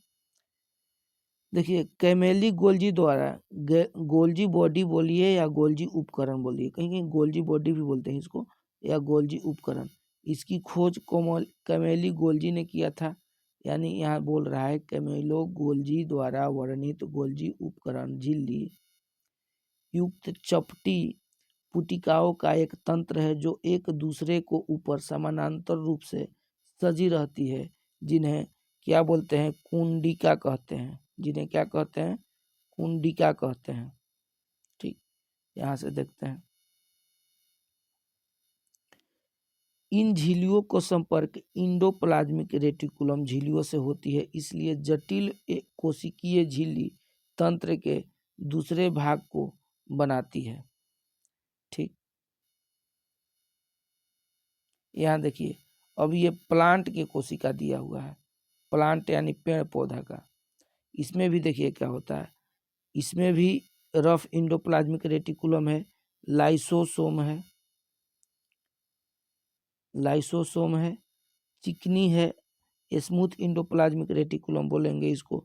ये कोशिका द्रव है जो कोशिका को सूखने से बचाता है। हरित लवक क्लोरोप्लास्ट, राइबोसोम होता है, माइटोकॉन्ड्रिया होता है, कोशिका भित्ति होता है, बाह्य कोशिकाएं होती है, प्लाज्मा झिल्ली होता है, केंद्रीय झिल्ली होता है, गोल्जी उपकरण होता है जो पदार्थों का आदान प्रदान करता है, ले जाने में मदद करता है, गोल्जी उपकरण, केंद्रक होता है, और हरित लवक होता है। ये सब प्लांट कोशिकाएं में होती है, पादप कोशिकाओं में होता है। ठीक, तो इंडोप्लाज्मिक रेटिकुलम में संश्लेषित पदार्थ गोल्जी उपकरण में पैक किए जाते हैं और उन्हें कोशिका के बाहर तथा अंदर विभिन्न क्षेत्रों में भेज दिए जाते हैं। इस क्रिया में शामिल है पुटिका में पदार्थों का संचयन, रूपांतरण तथा बंद करना। कुछ परिस्थिति में गोल्जी उपकरण में सामान्य शक्कर जटिल शक्कर बनती है। गोल्जी उपकरण द्वारा लाइसोसोम को भी बनाया जा सकता है, यानी गोल्जी उपकरण द्वारा लाइसोसोम को भी क्या किया जाता है, बनाया जाता है। ठीक, अब लाइसोसोम के बारे में जानते हैं, क्या है लाइसोसोम। संरचनात्मक दृष्टि से लाइसोसोम में झिल्ली से घिरी हुई संरचना होती है, जिनमें पाचक एंजाइम होते हैं। देखिए बार बार एग्जाम में पूछा जाता है लाइसोसोम क्या है, एक पाचक एंजाइम है, एक पाचक एंजाइम होते हैं। रफ इंडो आर के मतलब है रफ इंडोप्लाज्मिक रेटिकुलम, इन एंजाइमों को बनाते हैं। ये जो पाचक एंजाइम है इसे कौन बनाता है, तो कहिएगा रफ इंडोप्लाज्मिक रेटिकुलम इन एंजाइमों को बनाते हैं। लाइसोसोम कोशिका का अपशिष्ट निपटाने वाला तंत्र है, यानी कि इसका अपशिष्ट को निपटाने वाला यह तंत्र है। बाहरी पदार्थ एवं कोशिका अंगकों के टूटे फूटे भागों को पाचित करके कोशिका को ये साफ करते हैं। कोशिका के अंदर आने वाली बाहरी पदार्थ जैसे बैक्टीरिया अथवा भोजन तथा पुराने अंगक लाइसोसोम में चले जाते हैं। ठीक, उन्हें छोटे छोटे टुकड़ों में तोड़ देते हैं। लाइसोसोम में बहुत शक्तिशाली पाचनकारी एंजाइम होता है, यानी पाचनकारी एंजाइम इसमें बहुत स्ट्रांग होता है, जो जटिल पदार्थों को सरल पदार्थों में ब्रेक कर देता है, यानी तोड़ते हैं। कोशिकीय चयापचय में व्यवधान के कारण जब कोशिका क्षतिग्रस्त यानी मृत हो जाती है तो लाइसोसोम फट जाते हैं और एंजाइम अपनी ही कोशिकाओं को पाचित कर देती है। इसलिए लाइसोसोम कोशिका की आत्मघाती थैली है। आपको एग्जाम में बार बार पूछता है कि आत्महत्या की थैली किसे कहते हैं या आत्मघाती थैली किसे कहते हैं, तो किसे कहिएगा, आत्मघाती थैली लाइसोसोम को कहते हैं। क्योंकि अगर इसका कोशिका कोई काम नहीं करता है तो ये खुद फट जाता है और कोशिका को क्या कर देता है, वहाँ का नष्ट कर देता है, खत्म कर देता है, फिर से नया कोशिका बनता है। तो इसीलिए इसको बोलते हैं आत्महत्या की थैली कहते हैं लाइसोसोम को। चलिए अब आगे देखते हैं। ये देखिए कैमिलो गोल्जी ने का जन्म 7 जुलाई 1843 को ब्रेसिका के समीप कोर्टनो में हुआ था। उन्होंने पाविया विश्वविद्यालय में मेडिसिन का अध्ययन किया।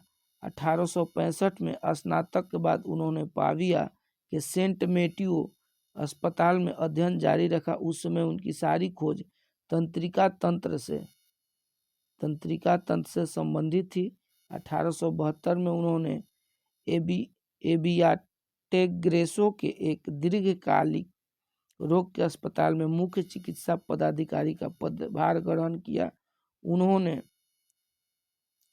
सबसे पहले अपनी खोज इस अस्पताल के किचन में तंत्रिका तंत्र पर की। उन्होंने एक छोटी सी किचन का प्रयोगशाला बना लिया था।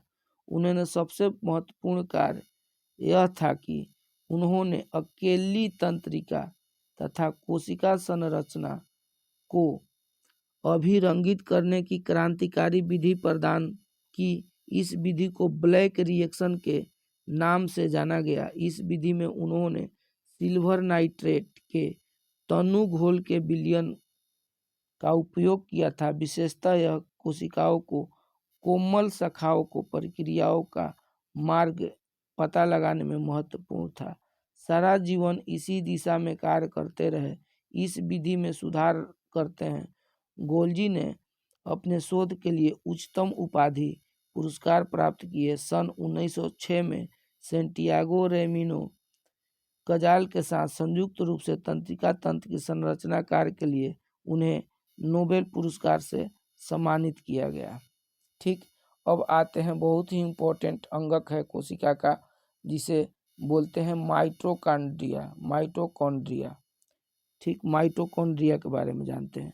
माइटोकॉन्ड्रिया कोशिका का बिजली घर है। देखिए शुरू में ही आपको लिख दिया ये कोशिका का क्या है, बिजली घर है। बिजली घर, यहीं से इसका बिजली प्राप्त होता है। यानी कहेंगे कोशिका का, ऐसे भी पूछता है पावर हाउस किसे कहते हैं, तो कहिएगा माइटोकॉन्ड्रिया के, क्योंकि यहीं पे भोजन बनता है।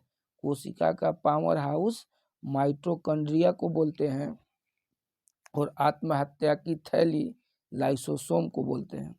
तो माइटोकॉन्ड्रिया दोहरी झिल्ली की बनी होती है।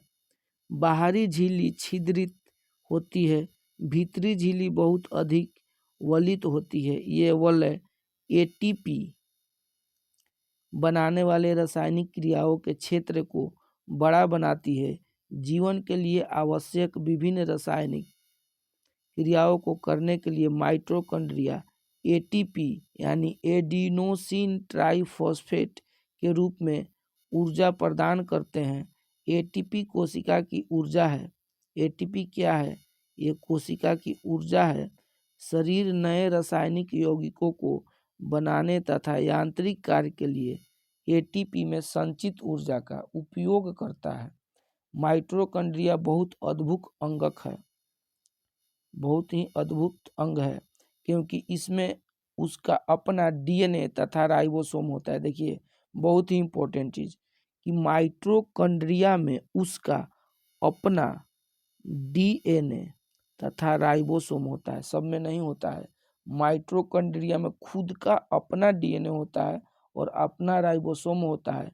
माइटोकॉन्ड्रिया अपना कुछ प्रोटीन स्वयं बनाते हैं। माइटोकॉन्ड्रिया अपना प्रोटीन स्वयं बनाते हैं, और माइटोकॉन्ड्रिया में अपना डीएनए और राइबोसोम होता है। बहुत ही इम्पोर्टेंट बात है, इसे याद रखिएगा, क्योंकि हर एग्जाम में यहीं से इससे क्वेश्चन बहुत पूछते हैं। चलिए अब आते हैं प्लास्टिड के बारे में। प्लास्टिड क्या है? देखिए प्लास्टिड जो है, ये प्लास्टिक केवल और केवल पादप कोशिकाओं में पाया जाता है। यानी प्लास्टिड जो है केवल प्लांट में पाया जाता है, पेड़ पौधों में पाया जाता है, मनुष्यों में नहीं पाया जाता है। प्लास्टिड दो प्रकार के होते हैं, एक क्रोमोप्लास्ट जिसे रंगीन प्लास्टिड कहते हैं, और एक ल्यूकोप्लास्ट जिसे श्वेत तथा रंगहीन प्लास्टिक कहते हैं। ऐसे तो ये तीन प्रकार होते हैं, लेकिन इसमें दो ही दिया है, और दो को ही, ल्यूकोप्लास्ट को ही, इसी को ही एक और भाग में बताया है बाद में। तो देखते हैं जो एनसीईआरटी दिया है वही जानते हैं हम लोग। तो दो प्रकार के होते हैं क्रोमोप्लास्ट। क्रोमोप्लास्ट का काम क्या है? यह रंगीन प्लास्टिड होते हैं, तथा ल्यूकोप्लास्ट श्वेत तथा रंगहीन प्लास्टिड होते हैं। देखिए ल्यूकोप्लास्ट क्या है? श्वेत तथा रंगहीन। यानी कि क्रोमोप्लास्ट जो होता है रंगीन प्लास्टिड होता है, यानी रंग प्रदान करता है।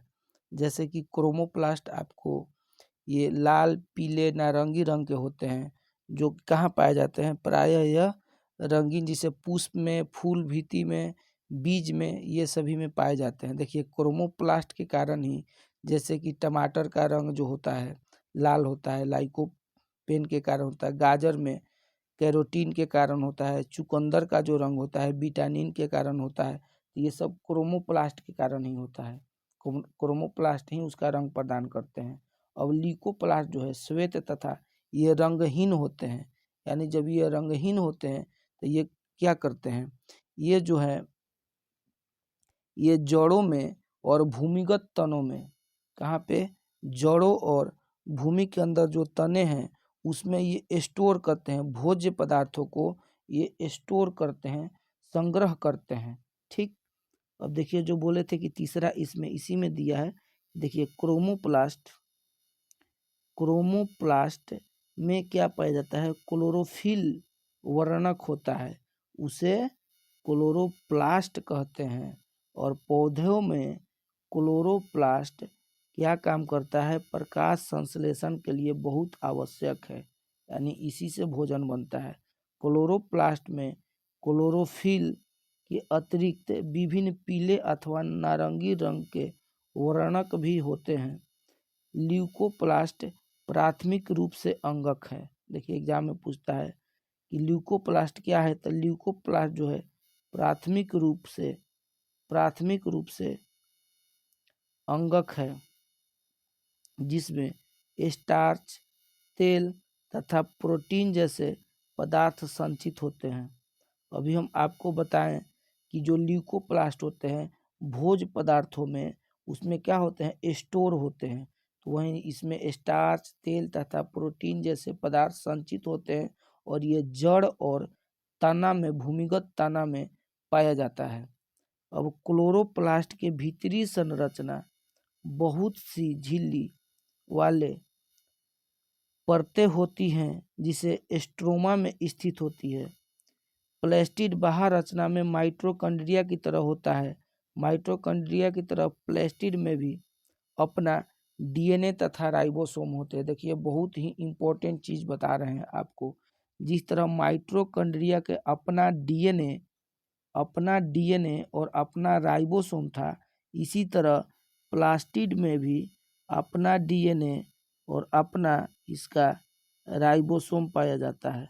अपना डीएनए तथा अपना राइबोसोम, यही दो चीज है। ये बहुत आपको बीपीएससी के एक टीचर का एग्जाम लीजिए या रेलवे एग्जाम लीजिए, बहुत सारे एग्जाम में ये क्वेश्चन आता है कि अपना डीएनए और अपना राइबोसोम किस में पाया जाता है। तो ये माइटोकॉन्ड्रिया में भी पाया जाता है और ये प्लास्टिड में भी पाया जाता है, जो पेड़ पौधे में होते हैं प्लास्टिड। ठीक है, तो ये बहुत इंपॉर्टेंट चीज था यहाँ पे। चलिए ठीक, अब अगला अंग पढ़ते हैं इसका, रसघानिया। रसघानिया यानी कि वैकुल्स। तो इसका क्या काम है देखते हैं। रसघानिया ठोस अथवा तरल पदार्थों को संग्रह थैलिया है। जंतु कोशिकाओं में रसघानिया छोटी होती है, जबकि पादप कोशिकाओं में, प्लांट में रसघानिया बहुत बड़ी होती है। कुछ पौधों की कोशिकाओं में केंद्रीय रसघानी की माप कोशिकाओं के आयतन का 50 से 90% तक होता है। यानी कि जो रसघानी है ये जंतु कोशिकाओं में छोटा होता है, लेकिन पादप कोशिकाओं में, पेड़ पौधों में ये क्या होता है, बड़ा होता है। ठीक है, अब आगे चलते हैं। देखिए यहाँ से, पादप कोशिकाओं में रसघानिया कोशिका के द्रव भरा रहता है और ये कोशिकाओं को स्फीति तथा कठोरता प्रदान करती है। पौधों के लिए आवश्यक बहुत से पदार्थ रसघानी में स्थित होते हैं। ये अमीनो अम्ल, शर्करा, विभिन्न कार्बनिक अम्ल तथा कुछ प्रोटीन हैं। एक कोशिक जीवों जैसे अमीबा की खाद्य रसघानी उनके द्वारा उपभोग में लाए गए खाद्य पदार्थ होते हैं।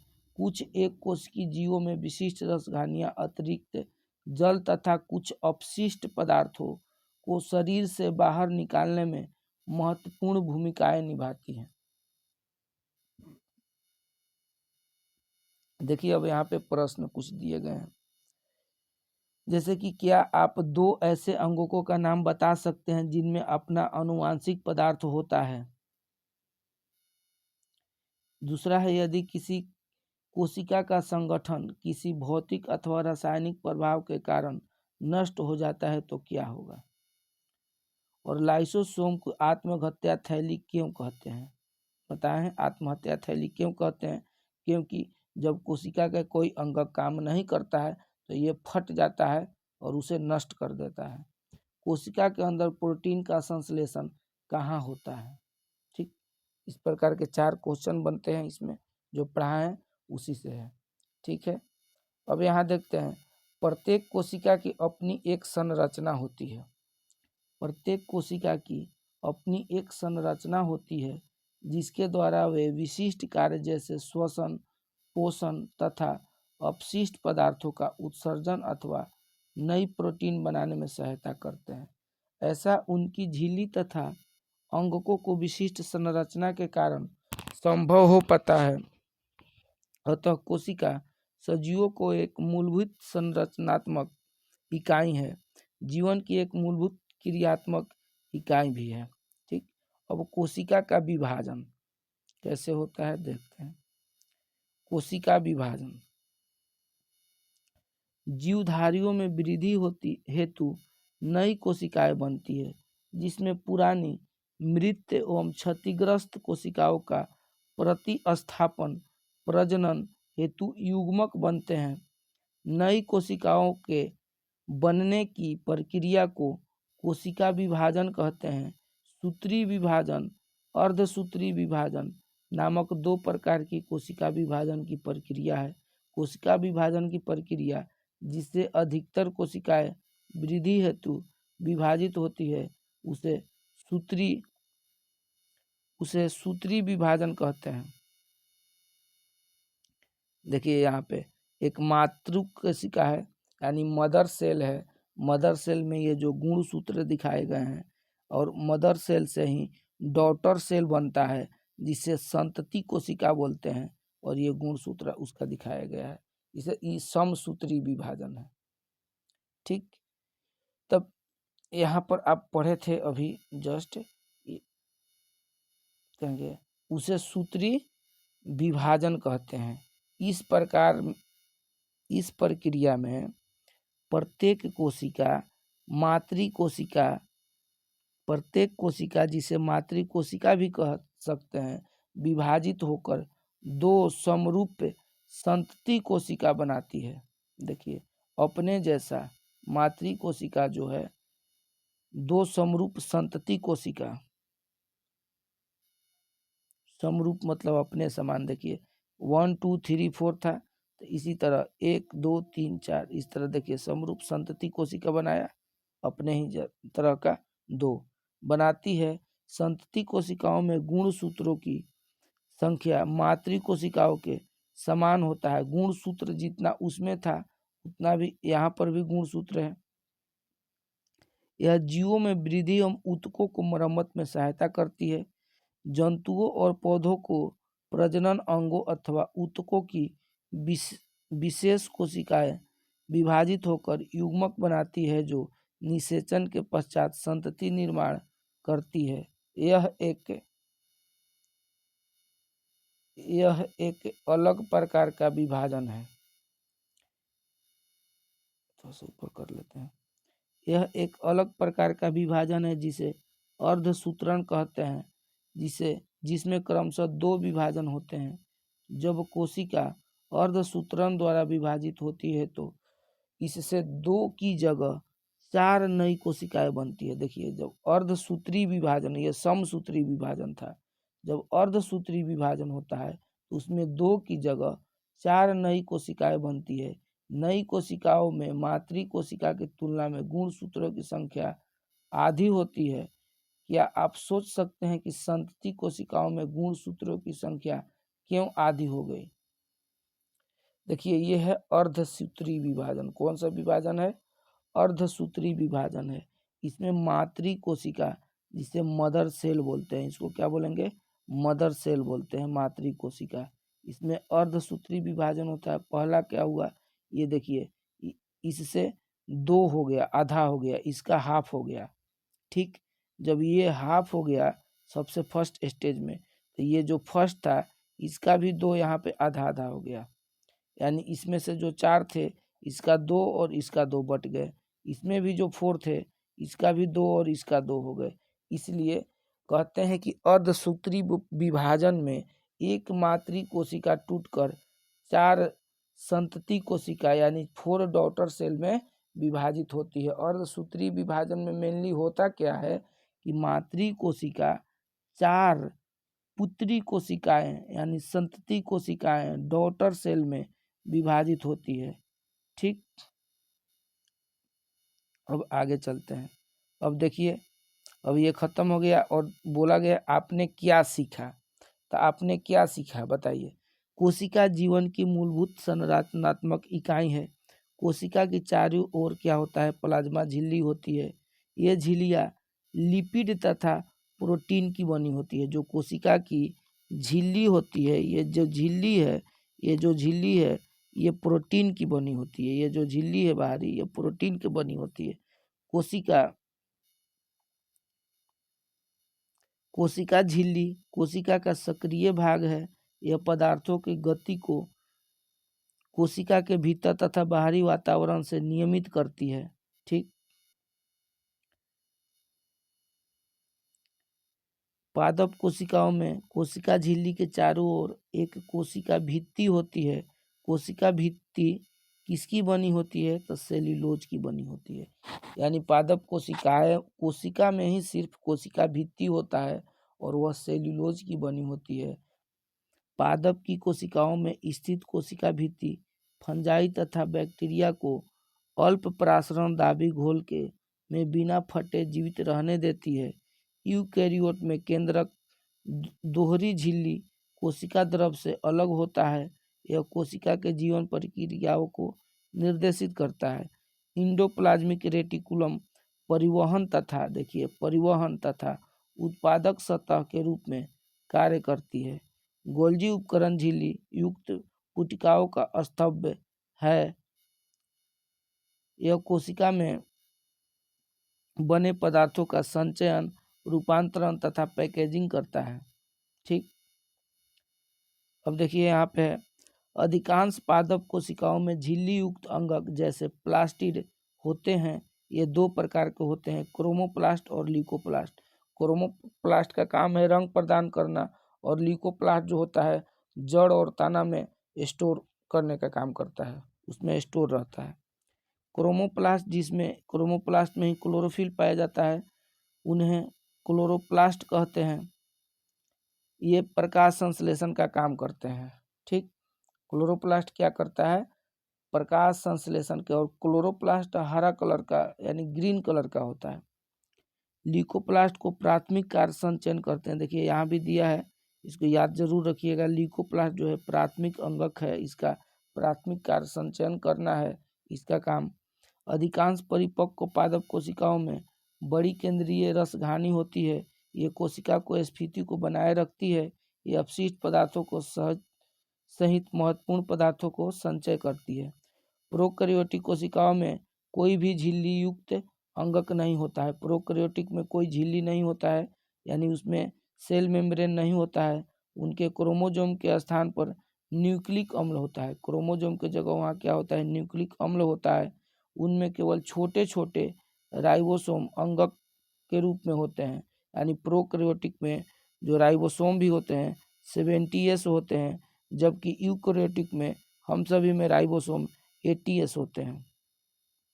जीवधारियों में कायिक वृद्धि हेतु कोशिकाएं विभाजित होती है। जीवधारियों में कायिक यानी वृद्धि हेतु कोशिकाएं विभाजित होती हैं। ठीक। अब समझिए बात को। देखिए दोस्तों, जैसे कि हम आपको प्रॉमिस किए थे कि जिस तरह मैच के बाद हाईलाइट दिखाया जाता है, इसी तरह हम कोशिका चैप्टर पढ़ने के बाद हम आपको एक बार हाईलाइट करके पूरा चीज़ एक जगह बताएंगे। देखिए ये क्या है? ये सेल मेम्ब्रेन है। ये सेल मेम्ब्रेन है। ठीक। जो ये है कोशिका के जितने भी अंग होते हैं, और ये सेल मेम्ब्रेन जो होते हैं, ये जो बाहर से जो किए हैं ना, ये क्या है? ये सेल मेम्ब्रेन है। ये क्या है? सेल मेम्ब्रेन है। ठीक। तो ये सेल मेम्ब्रेन होता है और यह जंतु तथा पादप दोनों में पाया जाता है। कोशिका के अंदर के जितने भी अवयव हैं ये इसी झिल्ली के अंदर रहते हैं, इसी सेल मेम्ब्रेन के अंदर रहता है। ठीक है। और यह क्या करता है? यह कोशिका के अंदर जाने वाले पदार्थों का नियंत्रण करता है। यह अर्ध परागम्य होता है, यानी इससे इसके अंदर कुछ ही वस्तु अंदर जा पाती है, सभी चीज़ों को अंदर नहीं जाने देता है। इसके बाद में है माइटोकॉन्ड्रिया। देखिए माइटोकॉन्ड्रिया एम से लिखे हैं अंदर में। माइटोकॉन्ड्रिया जो होता है इसके में आंतरिक दीवार होता है ऐसे। इसके आंतरिक दीवारों को हम लोग क्रिस्टी कहते हैं। क्या बोलते हैं? इसके आंतरिक दीवारों को क्रिस्टी कहते हैं। इसमें देखिए ऑक्सीश्वसन होता है, O2 ऑक्सीश्वसन होता है। ऑक्सीश्वसन के कारण इसके अंदर क्रेब्स चक्र चलता है, क्रेब्स चक्र चलता है, क्रेब्स चक्र चलता है। ठीक। और माइटोकॉन्ड्रिया की खोज किसने किया था? माइटोकॉन्ड्रिया की खोज अल्टमैन ने किया था।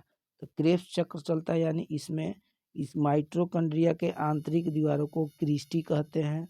इसमें O2 होता है यानी ऑक्सीश्वसन होता है। क्रेब्स चक्र चलता है जिसके फलस्वरूप क्रेब्स चक्र चलने के कारण इसमें ATP का निर्माण होता है। एक ATP यानी 38 ATP मिलकर एक ग्लूकोज बनाता है। ठीक। और इसीलिए इसमें क्रेब्स चक्र चलने के कारण इसे पावर हाउस बोलते हैं, शक्ति गृह बोलते हैं। माइटोकॉन्ड्रिया को शक्ति गृह बोलते हैं, पावर हाउस बोलते हैं। इसके बाद में है गोल्जी बॉडी। देखिए ये जी लिखे हैं, गोल्जी बॉडी। गोल्जी बॉडी का काम क्या है? इसकी खोज सबसे पहले गोल्जी बॉडी को कैमिली गोल्जी ने किया था। किसने किया था गोल्जी बॉडी का खोज? गोल्जी बॉडी का खोज कैमिलो गोल्जी ने किया था। ठीक। गोल्जी बॉडी का काम क्या है? यह पदार्थों का परिवहन करता है। गोल्जी बॉडी जो है, ये जो गोल्जी बॉडी यहाँ लिखे हैं, ये पदार्थों का परिवहन करता है यानी कि यातायात में सहायक होता है। इसके बाद है यहाँ पे देखिए सेंट्रोसोम। ये जो सेंट्रोसोम लिखे हैं, सेंट्रोसोम का काम क्या है? देखिए सेंट्रोसोम का खोज बोबेरी ने किया था। इसकी खोज बोबेरी ने किया था। यह केवल जंतु कोशिकाओं में पाया जाता है। सेंट्रोसोम जो है केवल जंतु कोशिकाओं में पाया जाता है। और इसका काम क्या है? सेंट्रोसोम का काम है, यह जंतु कोशिका में तो पाया ही जाता है, यह कोशिका का विभाजन का काम करता है। यानी कहीं भी कोशिका कट फट छट गया है, जैसे कि आपके हाथ में चोट लग गया, जैसे देखते हैं चोट लग जाता है जोर से तब ब्लैक हो जाता है, फिर वहाँ धीरे धीरे ठीक हो जाता है। तो यह है सेल डिवीजन का काम करता है, कोशिका का विभाजन का काम करता है। और यह मस्तिष्क में नहीं पाया जाता है, याद रखिएगा। सेंट्रोसोम सिर्फ जंतु कोशिका में पाया जाता है, लेकिन जंतु कोशिका के हमारे ब्रेन में नहीं पाया जाता है सेंट्रोसोम। इसीलिए अगर ब्रेन में अंदर चोट लग जाए, खोपड़ी पर लगे फट जाए तो कोई बात नहीं है, लेकिन अगर अंदर चोट लग जाए तो दुनिया के कोई डॉक्टर नहीं बचा सकते हैं, क्योंकि सेंट्रोसोम ब्रेन में नहीं पाया जाता है। और अंदर में अगर चोट लग जाएगा तो उसका कोशिका का विभाजन नहीं हो पाएगा, नया कोशिका वहाँ नहीं बन पाएगा। इसलिए ब्रेन में चोट लगने से मृत्यु हो जाता है। इसीलिए बोला जाता है कि हेलमेट पहनकर गाड़ी चलाइए। अब देखिए पादप कोशिकाओं में कोशिका विभाजन जो होता है सेल प्लेट के द्वारा होता है। हम सभी जंतुओं में और हमारे में कोशिका विभाजन सेंट्रोसोम के द्वारा होता है, लेकिन पादप कोशिकाओं में सेल प्लेट के द्वारा होता है। इसके बाद देखिए यहाँ लाइसोसोम पढ़े हैं, तो अभी हम लोग पढ़े हैं लाइसोसोम, जस्ट पढ़े भी हैं लाइसोसोम के बारे में। तो लाइसोसोम का काम क्या है? तो देखिए लाइसोसोम जो है इसमें जल अपघटक एंजाइम होते हैं, और यह जब कोई भी कोशिका काम नहीं करता है तो यह फट जाता है, इसीलिए और फट कर उसे नष्ट कर देता है। इसीलिए लाइसोसोम को हम लोग क्या बोलते हैं? आत्महत्या की थैली बोलते हैं। लाइसोसोम को आत्महत्या की थैली या एटम बम बोलते हैं। इसका खोज किसने किया था? तो कहिएगा लाइसोसोम की खोज डी डुबे ने किया था। किसने किया था? डी डुबे ने किया था।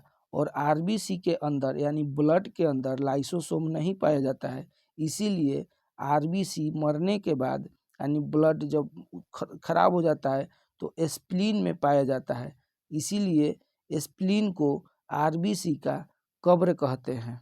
ठीक। इसके बाद लाइसोसोम हो गया। अब देखते हैं आगे, लाइसोसोम के बाद न्यूक्लियस को देखते हैं। न्यूक्लियस को देखिए, न्यूक्लियस तो पहले नंबर तो न्यूक्लियस के खोज किसने किया था?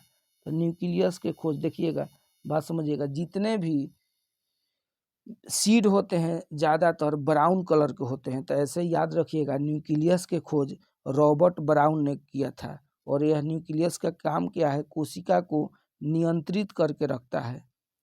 इसे कोशिका का दिमाग कहते हैं। इसमें 80% प्रोटीन पाया जाता है। ठीक। और इसी न्यूक्लियस के अंदर क्या होते हैं? क्रोमोजोम होते हैं, और क्रोमोजोम के अंदर डीएनए होता है, और डीएनए के अंदर जीन होता है, और जीन पर एटीजीसी होता है। ठीक। तो न्यूक्लियस के खोज रॉबर्ट ब्राउन ने किया था। ठीक है, इसके बाद में आता है वैकुल्स। क्या है? वैकुल्स है। देखिए वैकुल्स, वैकुल्स, तो वैकुल्स क्या होता है इसके बारे में समझिए। तो देखिए वैकुल्स जो है, वैकुल्स है, वैकुल्स का काम क्या है? यह जल को, वाटर को स्टोर करके रखता है, वाटर को स्टोर करके रखता है। वैकुल्स वाटर को स्टोर करके रहता है। यह जंतुओं में छोटा होता है लेकिन प्लांट में बड़ा होता है। ठीक, अब इसके बाद आ गया इंडोप्लाज्मिक रेटिकुलम। इंडोप्लाज्मिक रेटिकुलम जो अभी पढ़ रहे थे हम लोग, तो इंडोप्लाज्मिक रेटिकुलम जो है यह भी दो प्रकार इसमें होता है। एक होता है रफ, खुरदरा टाइप के, तो रफ इंडोप्लाज्मिक रेटिकुलम होता है। तो रफ इंडोप्लाज्मिक रेटिकुलम होता है, तो जो रफ इंडोप्लाज्मिक रेटिकुलम होता है इस पे क्या होता है, और एक स्मूथ इंडोप्लाज्मिक रेटिकुलम होता है, चिकना स्मूथ इंडोप्लाज्मिक रेटिकुलम। देखिएगा स्मूथ इंडोप्लाज्मिक रेटिकुलम जो है यह कार्बोहाइड्रेट तथा वसा का निर्माण करता है। यह जो है कार्बोहाइड्रेट तथा कार्बोहाइड्रेट कार्बोहाइड्रेट और वसा का निर्माण करता है। हाइड्रेट और वसा का निर्माण करता है स्मूथ वाला। और जो रफ इंडोप्लाज्मिक रेटिकुलम है इस पे राइबोसोम होता है। रफ पे राइबोसोम होता है और यह प्रोटीन का निर्माण करता है। रफ जो है प्रोटीन का निर्माण करता है। किसका निर्माण करता है? रफ प्रोटीन का निर्माण करता है। ठीक, और इसमें भी, रफ में भी प्रोटीन का निर्माण तो करता ही है। इसमें भी दो प्रकार के होते हैं। एक 70S राइबोसोम होता है जो प्रोकैरियोटिक में पाया जाता है, और एक 80S राइबोसोम होता है जो यूकैरियोटिक में पाया जाता है, यानी हम सभी में पाया जाता है। 80S राइबोसोम यानी यूकैरियोटिक कोशिका में पाया जाता है, और ये प्रोकैरियोटिक कोशिकाओं में 70S पाया जाता है। यानी रफ इंडोप्लाज्मिक रेटिकुलम पे राइबोसोम होते हैं, ये प्रोटीन का निर्माण करता है। दो प्रकार का प्रोटीन बनाता है, एक 70S और एक 80S। 70S प्रोकैरियोटिक में होते हैं, 80S हम सभी में होते हैं। इसके बाद जो स्मूथ इंडोप्लाज्मिक रेटिकुलम होता है इस पे क्या होता है? तो स्मूथ इंडोप्लाज्मिक रेटिकुलम चिकना होता है, इसमें कार्बोहाइड्रेट तथा वसा का निर्माण होता है। और यही है जो एड़ी हम लोग के नीचे का है उसमें देखिएगा एकदम वसा रहता है ज़्यादा, इसलिए चोट वहाँ पे कम लगता है। हथेली में वसा रहता है इसलिए चोट कम लगता है। तो ये वसा का निर्माण करता है। ऐसे महिलाओं में वसा ज़्यादा पाया जाता है। ठीक है दोस्तों, तो यही था, आपको हाईलाइट बोले थे कि लास्ट में हर चीज़ के हाईलाइट बता देंगे। तो आपको वीडियो कैसा लगा और इसके बारे में आप बताइएगा कि आगे और क्या करना है हमको, कि आगे अगर वीडियो आपको पसंद आएगा तो आप कमेंट कीजिएगा। हम अगला इसका बायोलॉजी का नेक्स्ट चैप्टर जो होगा टिश्यू उसे बताएंगे। इस एनसीईआरटी बुक को हम पूरा डिटेल में बताए हैं। उम्मीद करते हैं कि आपको इससे बहुत लाभ मिलेगा। आप चाहे रेलवे के एग्ज़ाम की तैयारी करते हों या बीपीएससी टीचर की तैयारी करते हों एग्ज़ाम के लिए, तो ये सब में एनसीईआरटी से ही, एनसीईआरटी बेस्ड क्वेश्चन ही हर एग्ज़ाम में पूछे जा रहे हैं। चाहे ग्रुप डी की तैयारी करें, एनटीपीसी की तैयारी कीजिए, एलपी कीजिए, जेई कीजिए, हर एग्ज़ाम में ये कारगर साबित होगा। तो इसी के साथ हम इसे समाप्त करते हैं। चलिए, जय हिंद।